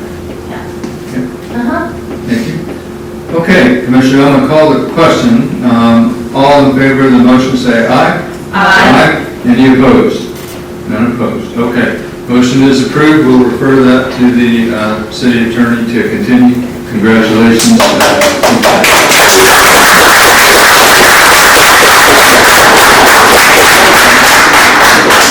Okay, with that, let's move on to our special events. So thank you so much for the patience of our special event applicants. The first one that we have up is the special event application for a pumpkin patch. Date is October 15th through the 1st, and this is at the times may vary Monday through Friday, 9 a.m. 7 p.m., Saturday 10 a.m. 7 p.m., Sunday 1 to 6 p.m. It's a pumpkin patch at 8123 East Lamar Alexander Parkway. That's an old Mexican restaurant. Let me see what else I can tell you about this one, Commissioners. The host is Children's Bible Ministries. Jamie Simmons is the organizer. And Jamie is here. And Jamie? Oh, Jamie, okay. Come on down. Let's see, what else can I tell you about it while Jamie's making her way down? Proceeds from the event, fall fundraiser, CBM purposes, fundraising, community with a wonderful fall outing, 2 to 3 vendors, let's see, might have a large inflatable pumpkin. Photos will be taken, suggested donation. We'll have a 24-foot box truck that we'll use to load pumpkins in and out every day to help prevent the bear. Those bears, they really do like pumpkins for sure. There will be some signs and advertisements. Okay, Jamie, over to you. What else do you want to tell us about the event? Well, good evening, Commissioners. Thank you so much. It's a privilege to be here and be able to share this with you. We're really excited about the possibility of offering the City of Townsend and also, of course, the tourists a pumpkin patch. I've lived here for about 12 years and I have not seen one, but that doesn't mean there hasn't been one. So we're really excited about this and really grateful to the property owners at the Old Monte Real for allowing us to use the property. And we have donated pumpkins, and so we're just planning on having a wonderful time and selling pumpkins for the benefit of our organization, Children's Bible Ministries. We're DBA Tuckaleechee Retreat Center, so we're also in the cabin rental industry. It's 501c3, so we're about 2 miles up the mountain, so this will benefit all of that. Okay, thanks, Jim. Let me see if I can get a motion and a second to approve this special event application. Make a motion to approve the Children's Bible Ministry pumpkin patch. And I have a second. Second. Okay, Commissioners, any questions on this one? Looks like they're going to do the right thing by the bears. Just the yard sign, just make sure it is not on the right of way. Okay. All right, all in favor of approving this special event application for the pumpkin patch scheduled for October the 15th through November the 1st at the Old Mexican Restaurant, say aye. Aye. Any opposed? Okay, application is approved. Thank you so much. Thank you for your patience and waiting. Thank you. Okay. Next application, special event application is the, for Tractor Show. This is hosted by Heritage Tractor and Engine Club. They request a fee waiver, and Michael Sparks is the event coordinator. It would be October 31st through November the 1st, and it's going to be held at the Little River Railroad and Lumber Company Museum. So it's a tractor show, tractor and engine show. Have a kids barrel training, craft vendors, food trucks, live bluegrass music. Anticipate 50 to 60 people at any one time. They'll be in that field next to the Railroad and Lumber Company Museum. Approximately 120 people over the course of the day. Let's see. And they'll have 2 or 3 banners out there that will not exceed 32 square feet.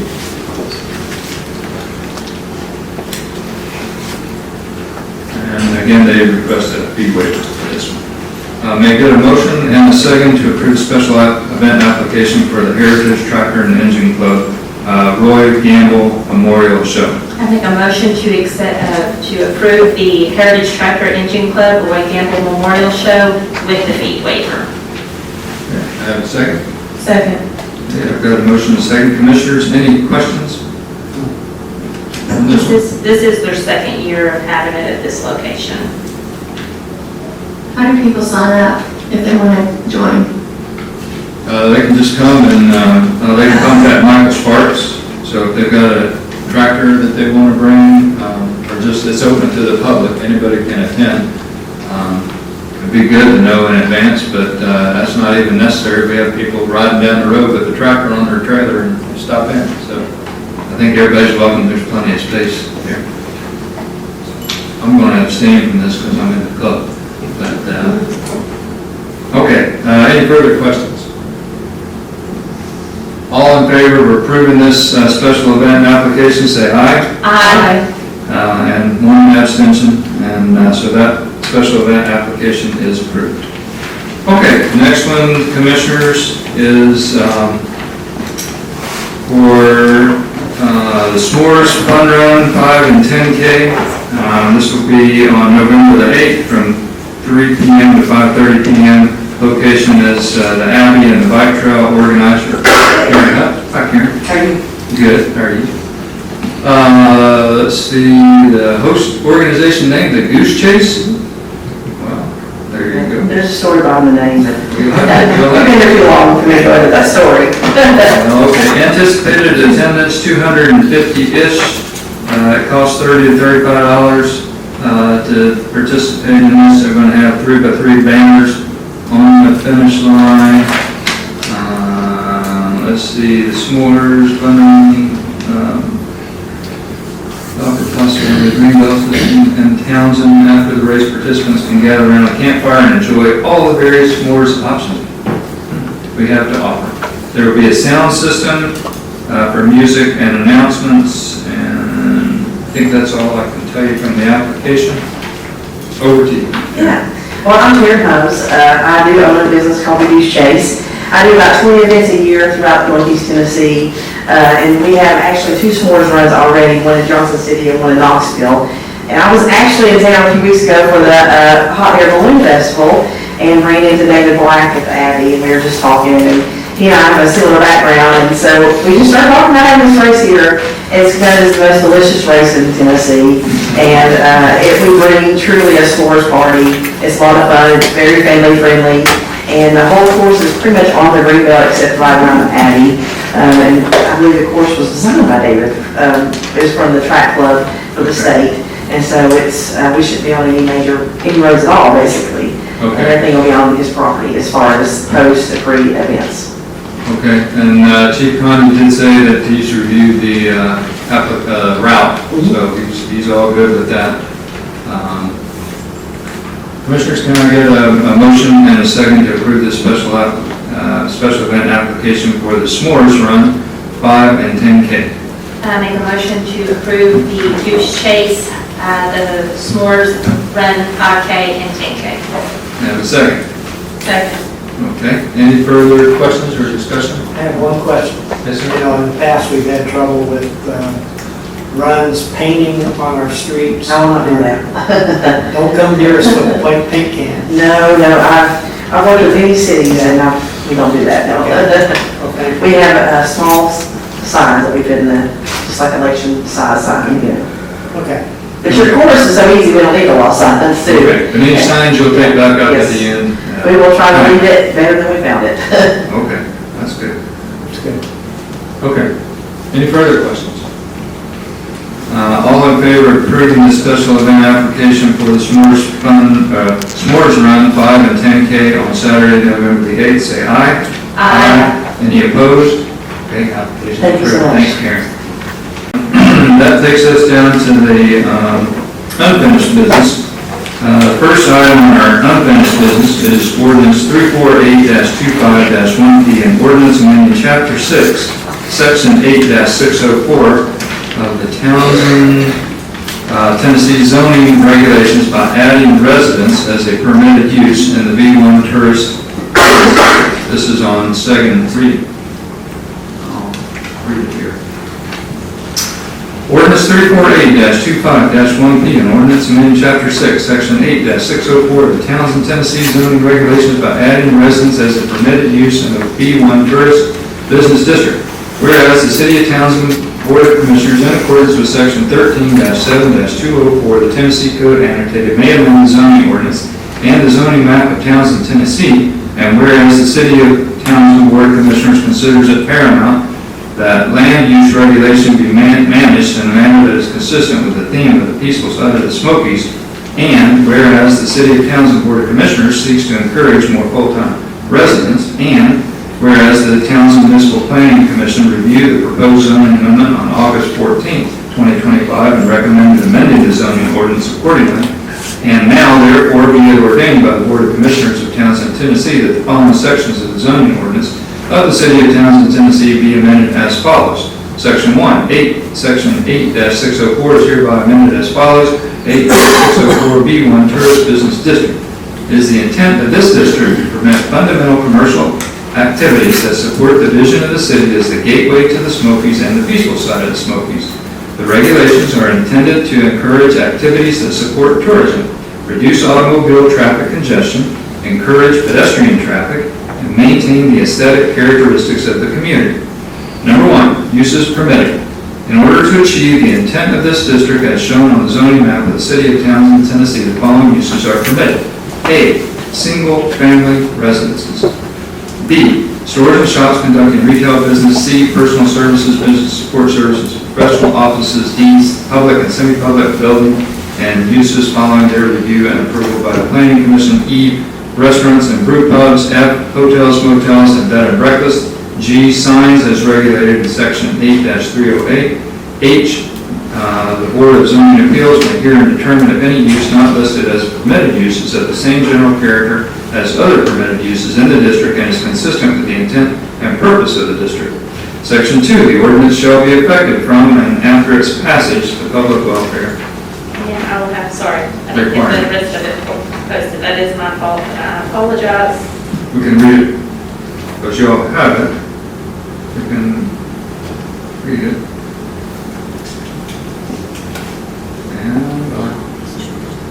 Here's the second part. It's just the signatures. Thank you. Okay.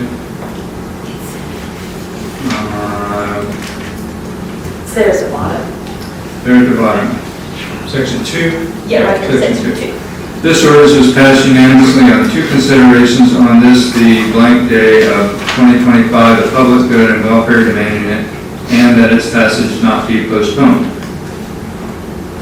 Okay, that's the reading of the ordinance. Let me see if I can get a motion and a second on this one to get it up for discussion. I make a motion to accept ordinance number 348-25-1P. Second.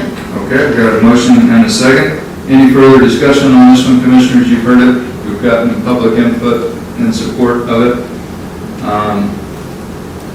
It is not usual to have residences in your business zoning district, and I think I understand the reason we took it out to begin with, but being compelled by, some of the public comment we've gotten on having an expeditious route if something happens to somebody's house, and promoting full-time residents wherever we can, I'm very concerned that we maintain this balance of people that lives in Townsend. I'm persuaded in support of this. So any other comments or questions from commissioners? Okay. All in favor of this ordinance number 348-25-1P say aye.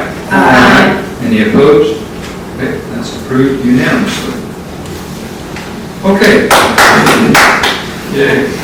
Okay, next up, we have ordinance number 350-25-1C, an ordinance to protect the bear population of the city of Townsend, Tennessee, on second reading. I'll read this one. Ordinance number 350-25-1C, an ordinance to protect the bear population of the city of Townsend, Tennessee. Whereas the city of Townsend, Tennessee acknowledges that both intentional and unintentional bear feeding directly contributes to an increase in bear interactions, and the city wishes to protect its citizens, its visitors, and its wildlife population.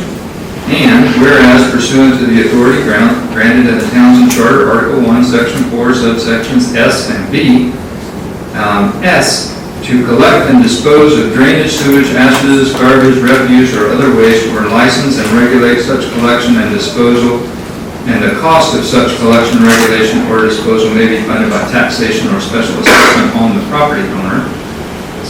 B, to define, classify, prohibit, prevent, abate, suppress, and regulate all acts, practices, conduct, conditions, business occupations, callings, trades, use of property structures, and all things whatsoever that are public nuisances or detrimental or liable to the detrimental health, morals, comfort, safety, peace, good order, convenience, or general welfare of the inhabitants of the city, and to exercise general police powers. Those are the 2 sections that are in our council charter. Now, therefore, be it ordained by the mayor and board of commissioners of the city of Townsend, Tennessee, that section 1, title 17, chapter 1 shall be adopted and added to the city of Townsend municipal code as follows. Title 17, refuse and trash disposal. Chapter number 1, refuse containers. Chapter 1, refuse containers. Section 17-101, definition. 17-102, animal resistance refuse containers. 17-103, exceptions. 17-104, violation and penalty. 17-101, definitions as used in this chapter. Number 1, Animal-resistant refuse containers means a container utilized for the collection and/or storage of refuse equipped with locks, latches, or other mechanisms that would prevent the contents from being accessed by an animal, either wild or domestic.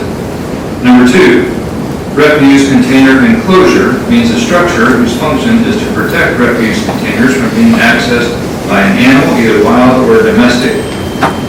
17-102, animal-resistant refuse containers. All food establishments in the city of Townsend shall utilize animal-resistant refuse containers. 17-103, exceptions, refuse container enclosure shall be permitted where animal-resistant refuse containers are not practical. 17-104, violation and penalty. Any violation of this chapter shall be punishable by a fine not to exceed $50. Section 2, effective date. This ordinance shall become effective immediately after its publication in accordance with Section 4 of the Charter of the City of Townsend, Tennessee, Public Welfare and Management. Approved and adopted by the City of Townsend, Tennessee, Mayor and Board of Commissioners. Okay, there it is on second reading. May I get a motion and a second to get this one up for discussion? Make a motion to approve the ordinance number 0-25-1C. Get a second. Second. Okay. Commissioners, we heard some public comment tonight, talking about the cost of these bear-proof containers, and we've had some discussion on this already. This ordinance limits it to food establishments. I had somebody suggest to me, should we make this apply to campgrounds as well, thinking that if you lock up all the trash containers for the restrooms, where the bear's going to go, they might go to a campground. So that was raised to me by someone outside, so that's a consideration. I've also had some folks tell me that whatever container you get, this is not prescriptive. It just says that you have to have something that's animal utilized, equipped with locks, latches, or other mechanisms that would prevent the contents from being accessed by the animal. So it sounds like it's a little bit flexible. Somebody mentioned to me that these containers have to have or should have a metal lid. And once with the plastic lid, the bear just jumps on it and he goes right into the container. And so somebody mentioned to me we ought to insist that they have metal lids on them. I know we've got one of these at our church, and basically it just looks like a normal refuse container. It's got a little brass hook. Biggest issue is getting people to remember to put the hook on. But it's got a metal lid, and we have lots of bears at Tuckalease United Methodist. Pastor, I don't know how they do it that now, but anyhow, those are some of my reflections on this, Commissioner, so I'll welcome your thoughts about it. I had a thought. When we talked about food establishments, I've been to Dollar General recently, who's not a food establishment, and there's been a trail of trash from their dumpster back to the woods. They have a bear-resistant one, but it always doesn't get locked. So there's two things there. They're not a food establishment, but they can benefit from having a locked, resistant bear enclosure. So I think the fact that we're saying food establishments might not be the right thing to say. Could be beneficial to make it more wide. Yeah. So that's like this person suggested to me, maybe you ought to include campground. I don't know if anybody caught this or not, but someone pointed it out to me under item S. The cost of such collection, regulation, or disposal may be funded by taxation or special assessment. I don't like the word taxation because I don't want to get taxes started. More than I'd like to make a motion to remove the word taxation. Or the special assessment, just be the fine. And just remember, delete by taxation. What's special assessment? Is that a fine? special assessment is usually where you come out and you say, you know, all businesses that don't have whatever thing that's compliant with the ordinance must pay a certain set fee. So it wouldn't be a tax necessarily, but rather some sort of an assessment. Well, can you take out by taxation or special assessment and just say funded by the violation penalty? Or whatever, the fee? Let me see if I can read it the way that you're asking for it.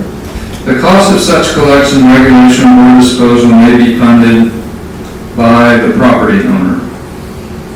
How about, and that would delete by taxation or special assessment too. It would just instead say, or disposal may be funded by the property owner. Okay. And then, Well, hold on, wait, sorry. Let me back up here. Now, in the whereases, these are called the recitals. The whereases are just basically a statement of the facts. Now, what you're proposing to change is letter S, and letter S is a subsection of the Townsend Charter.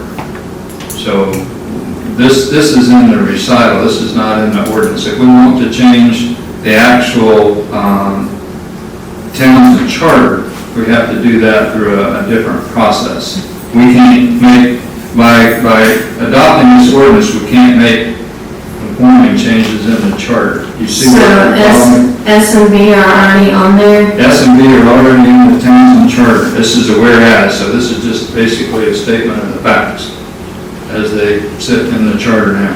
We can come back and revisit that in the charter if you want to, Okay. but we can't change S and B. Because B says to define, classify, prohibit, prevent, regulate all acts, practices, conduct, conditions, business occupations, callings, trades, uses of property, structures, and all other things whatsoever that are public nuisance or detrimental. That's a lot of stuff. Well, but it's in the, it's in the charter. Yeah. So if you want to go back, we can go back and review the charter, but S and B are just sort of a statement of the facts. The actual proposal that we read on second reading is to insert this Title 17 into the municipal code. Sorry for my confusion there for a moment.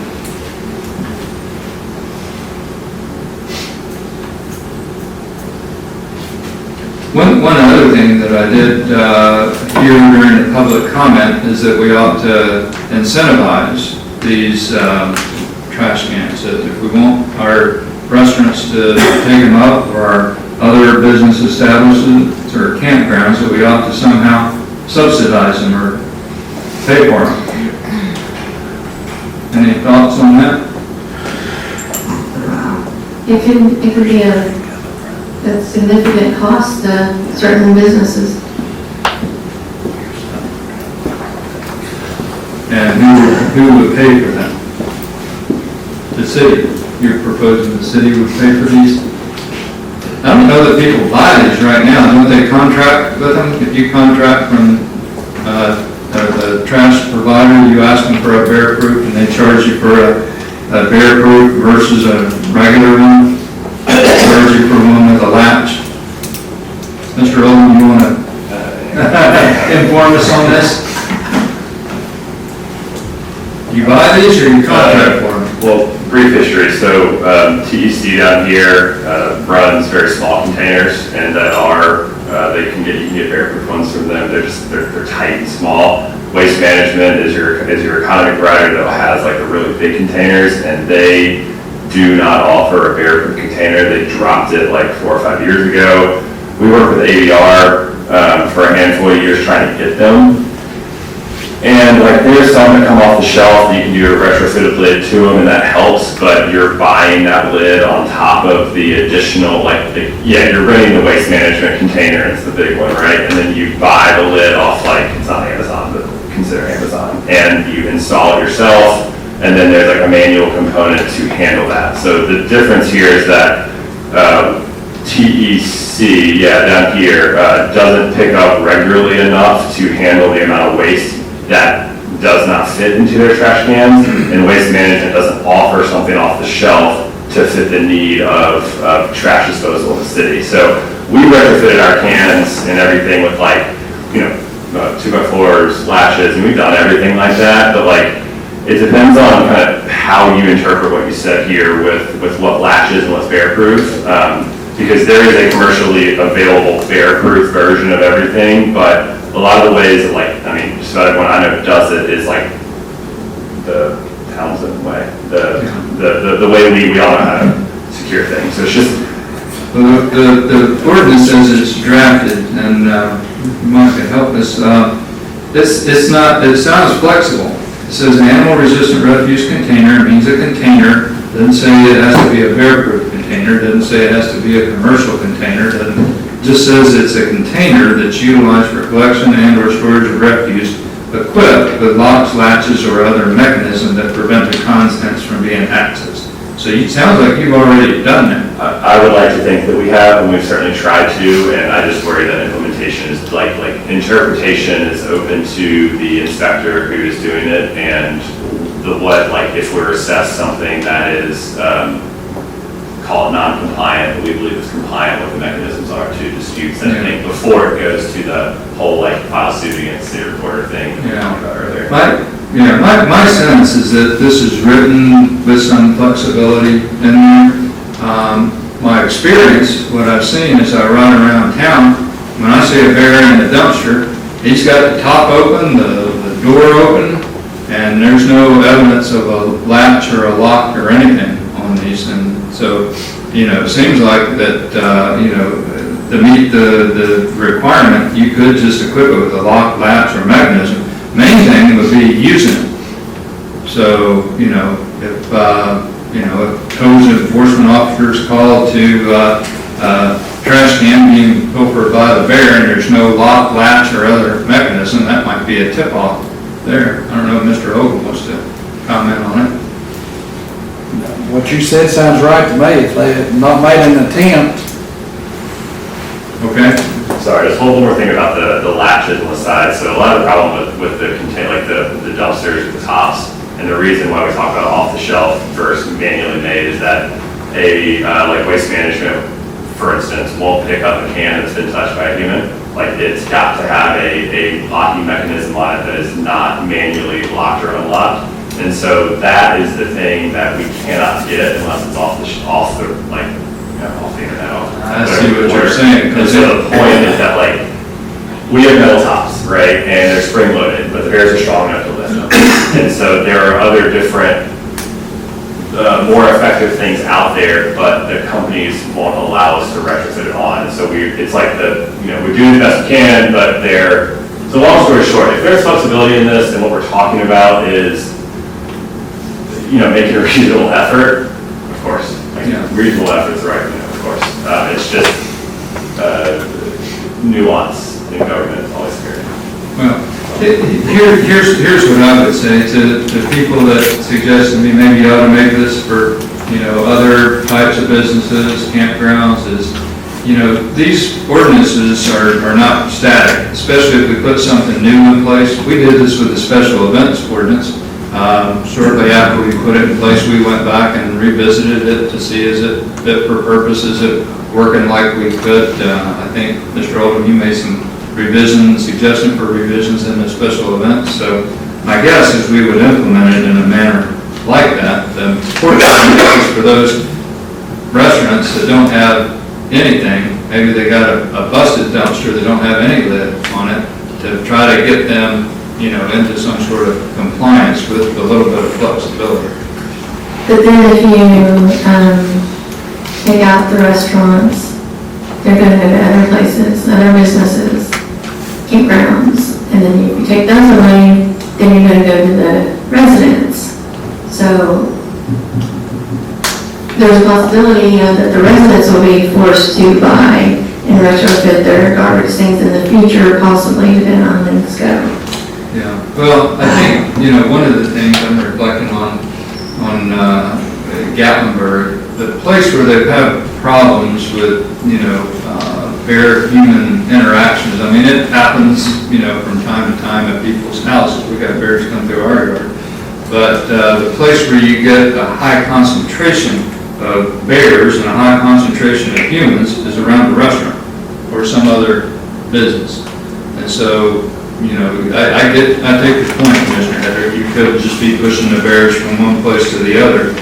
But it has been explained to us that these are reasonably successful measures in other communities.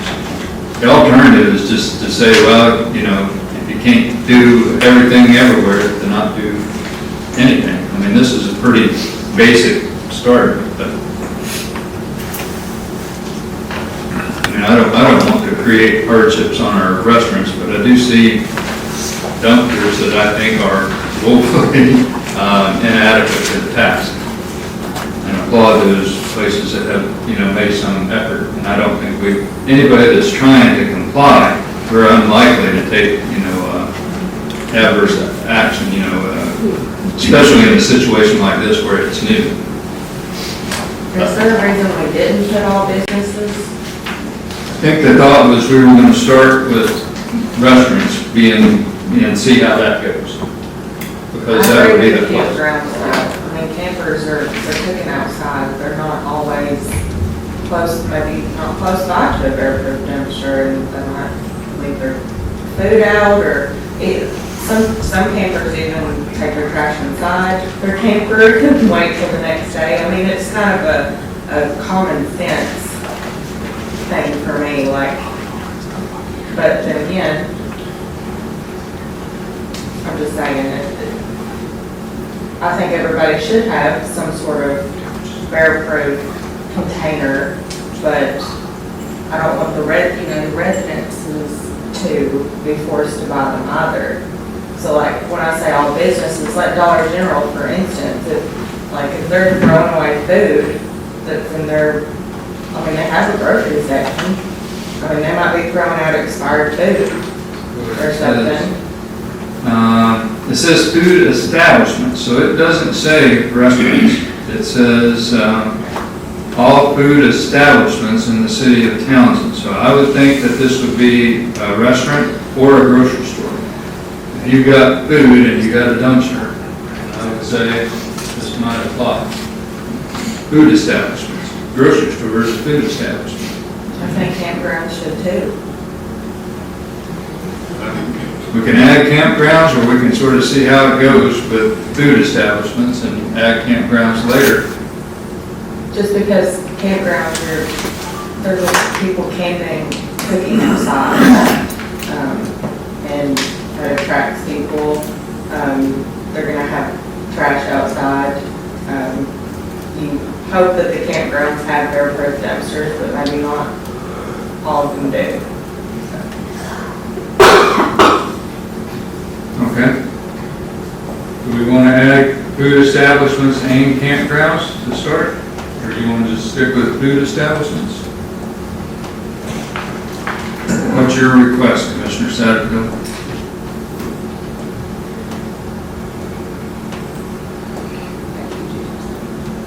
I was going to say, with the amount of campgrounds that we have in here, we may want to add campgrounds. I'm going to start with food establishments, and then we can get some public or some input from campgrounds. That'd be fine. Okay. All right, I think that's a good idea. We try to learn. We heard from our hotel and lodging businesses that we didn't do adequate engagement, so maybe in this instance, this one's been on the books for a couple of months, so I would guess anybody with the restaurants is well aware of it, but we could do some additional outreach to campgrounds in the meantime. Okay, any further discussion? I got two more. The fine says it's $50. Is that $50 per day, $50 per month, $50 per year?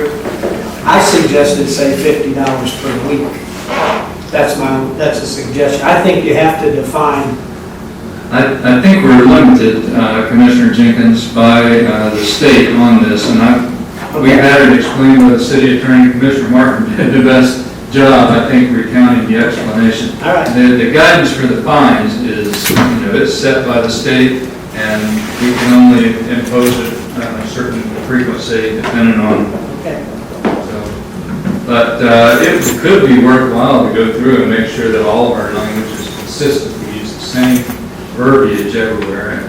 I can ask city attorney to come and explain it. I understand that. Yeah. I take the point, this is a fair point. Second thing is, when does it, if you pass it tonight, when does it go into effect? Tomorrow? Let's 30 see. days from now? Yeah, there's a usual period of time when it goes into effect. I think It says shall be, in section 2, this ordinance shall become effective immediately. After it's Yeah. But we would, in terms of when it goes into effect and when we would begin an enforcement policy against it, I think it would take some time. We'd have to talk with Mr. Ogle and see what does an enforcement strategy look like for this. And how do the food establishments know that it's passed and what they need to do? Like Mr. Adams said, Yeah, we is can. mine okay, or do I need to upgrade mine, or? Yeah, well, I think any business that's subject to our ordinances, ought to be sort of following it, but if we need to do some special outreach to food establishments, we could write them a letter. I think you need to do that, especially if you're going to include like Dollar General as a food establishment, because they hear it and they might not think they're a food establishment. Yeah. Okay, I think you need to send a letter, Okay. and just a generic letter. Okay. All right, we can do some outreach on it.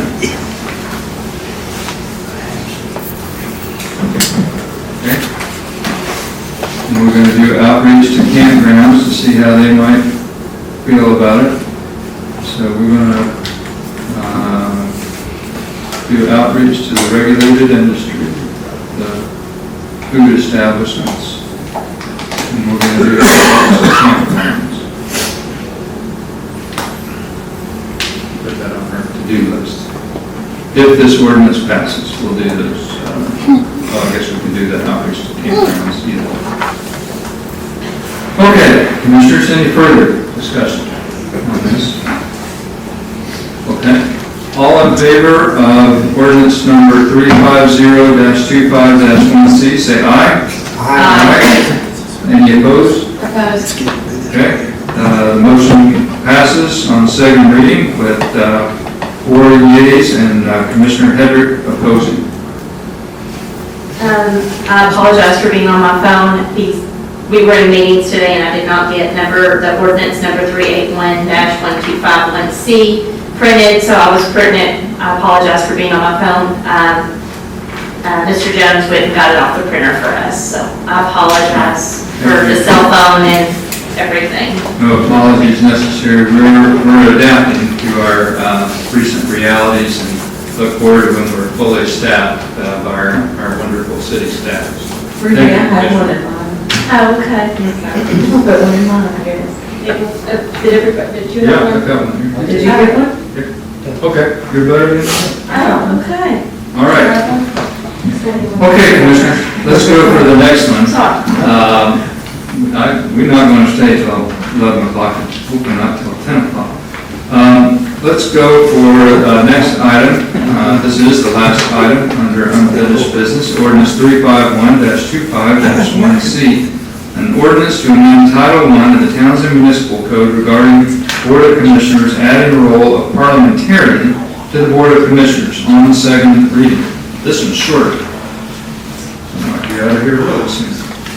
Okay. Ordinance number 351-25-1C. An ordinance to amend Title I of the Townsend Municipal Code regarding the Board of Commissioners. Whereas Title I of the Townsend Municipal Code needs to be updated to reflect changes in the general rules of order for meetings.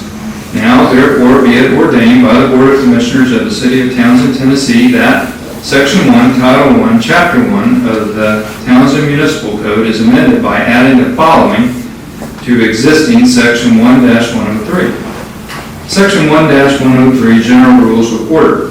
At the first regular meeting during a term of the Board of Commissioners, a parliamentarian shall be elected by the Board of Commissioners if one is available, to resolve all issues of procedure and ensure compliance with all applicable rules of order. If the parliamentarian role becomes vacant for any reason, then a new parliamentarian shall be elected by the Board of Commissioners at the first Board of Commissioners meeting following the vacancy. Parliamentarian shall be a member of the Board of Commissioners. All members of the board shall acquaint themselves with the rules of order. Section 2, this ordinance was passed unanimously on two considerations on this blank day of blank 2025 with public good and welfare demanding that its passage not be postponed. Okay, there's a second reading on this, establishing parliamentarian. May I have a motion and a second, just to get it up for discussion? Go ahead. I make a motion. Okay, do I have a second? Second. Yeah, I got a motion and a second.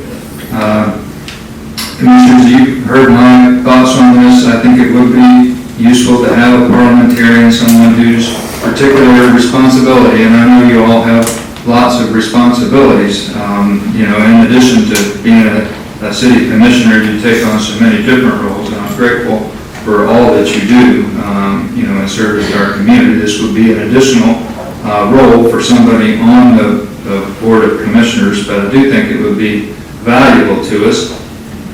We do say that we operate by Robert's rules, and if we're going to do that, there's something to that. And it ensures that we're working consistently, but it does require quite some knowledge, and if one among us took the effort to be more studied up on that, I think it would benefit the whole Board of Commissioners. So that's my thoughts on this ordinance. Welcome other thoughts. I have a couple of questions. It says a parliamentarian shall be elected by the Board of Commissioners if one is available. What does that mean? If one is available? Well, I think I would read that is if someone agreed to do it. It could be that all five of us say, none of us wants to be the parliamentarian. But, we have other roles. We have Commissioner of the Police, we have Commissioner of Streets and Maintenance, Commissioner of the Recreation. This would be another role. I guess you could refuse to fill it, but I would hope that one among us would serve in this role. And then under section 2, this ordinance was passed unanimously on two considerations. Last month it wasn't unanimous. It was 3-2. Okay, we can strike unanimously. Probably just some template verbiage. Okay. Striking unanimously. Any other thoughts on this? Okay. All in favor of ordinance number 351-25-1C, say aye. Aye. Opposed? Opposed. Okay, let me do a roll call vote. Jenkins? Opposed. Martin? Opposed. Prater? Aye. Aye. Satterfield? Aye. Hedrick? Aye. Okay, this ordinance is passed with 3 yea votes and Martin and Jenkins opposed. Okay, let's see, that might bring us down to the last item on our agenda. We postponed number 7, and now we're at that time, public input for any items not on the agenda. We've got such a full room, y'all are riveted to your seats. People waiting to provide us with any additional input, feedback on anything, or guidance? Mr. You want me to do it from my seat? Is that what you're saying? No, I did say riveted to your seats, but... So, I have a question concerning your special event permits. I've noticed a couple of times that you have waived the fees for that, and I would like to know what the grounds for waiving the fees are, what determines whether or not an applicant gets to not have to pay the fee. And I love your doing the parliamentarian, as I've said before. I don't like the if one is available, because, well, you've got 5 of you, you can choose one that's available. And I don't like the very last sentence of the section 1, all members of the board shall acquaint themselves with the rules of order. I agree that that should happen, but to what degree is acquainted? And it is readily apparent for those of us that are fairly astute with the Robert's Rules of Order that there are a whole bunch of you that aren't very well acquainted with them. I'm not real sure that belongs there, even though it should happen. So, anyway, that was my comment on that. I applaud what y'all are doing here with that. I believe it will serve you well, as I've said before. But thank you. Thank you for the feedback, Administrator, on the ordinance we just passed. I will try to answer just a little bit the question on the special event. The ordinance states that anyone can request a waiver of the fee. We did have some discussion. We actually had a workshop that refined and improved the special event ordinance. Mr. Oldham was there, gave us some suggestions. We took it. It was at that workshop that we talked about, what's the basis for allowing somebody to request a waiver? Many of these event organizers are nonprofits or something.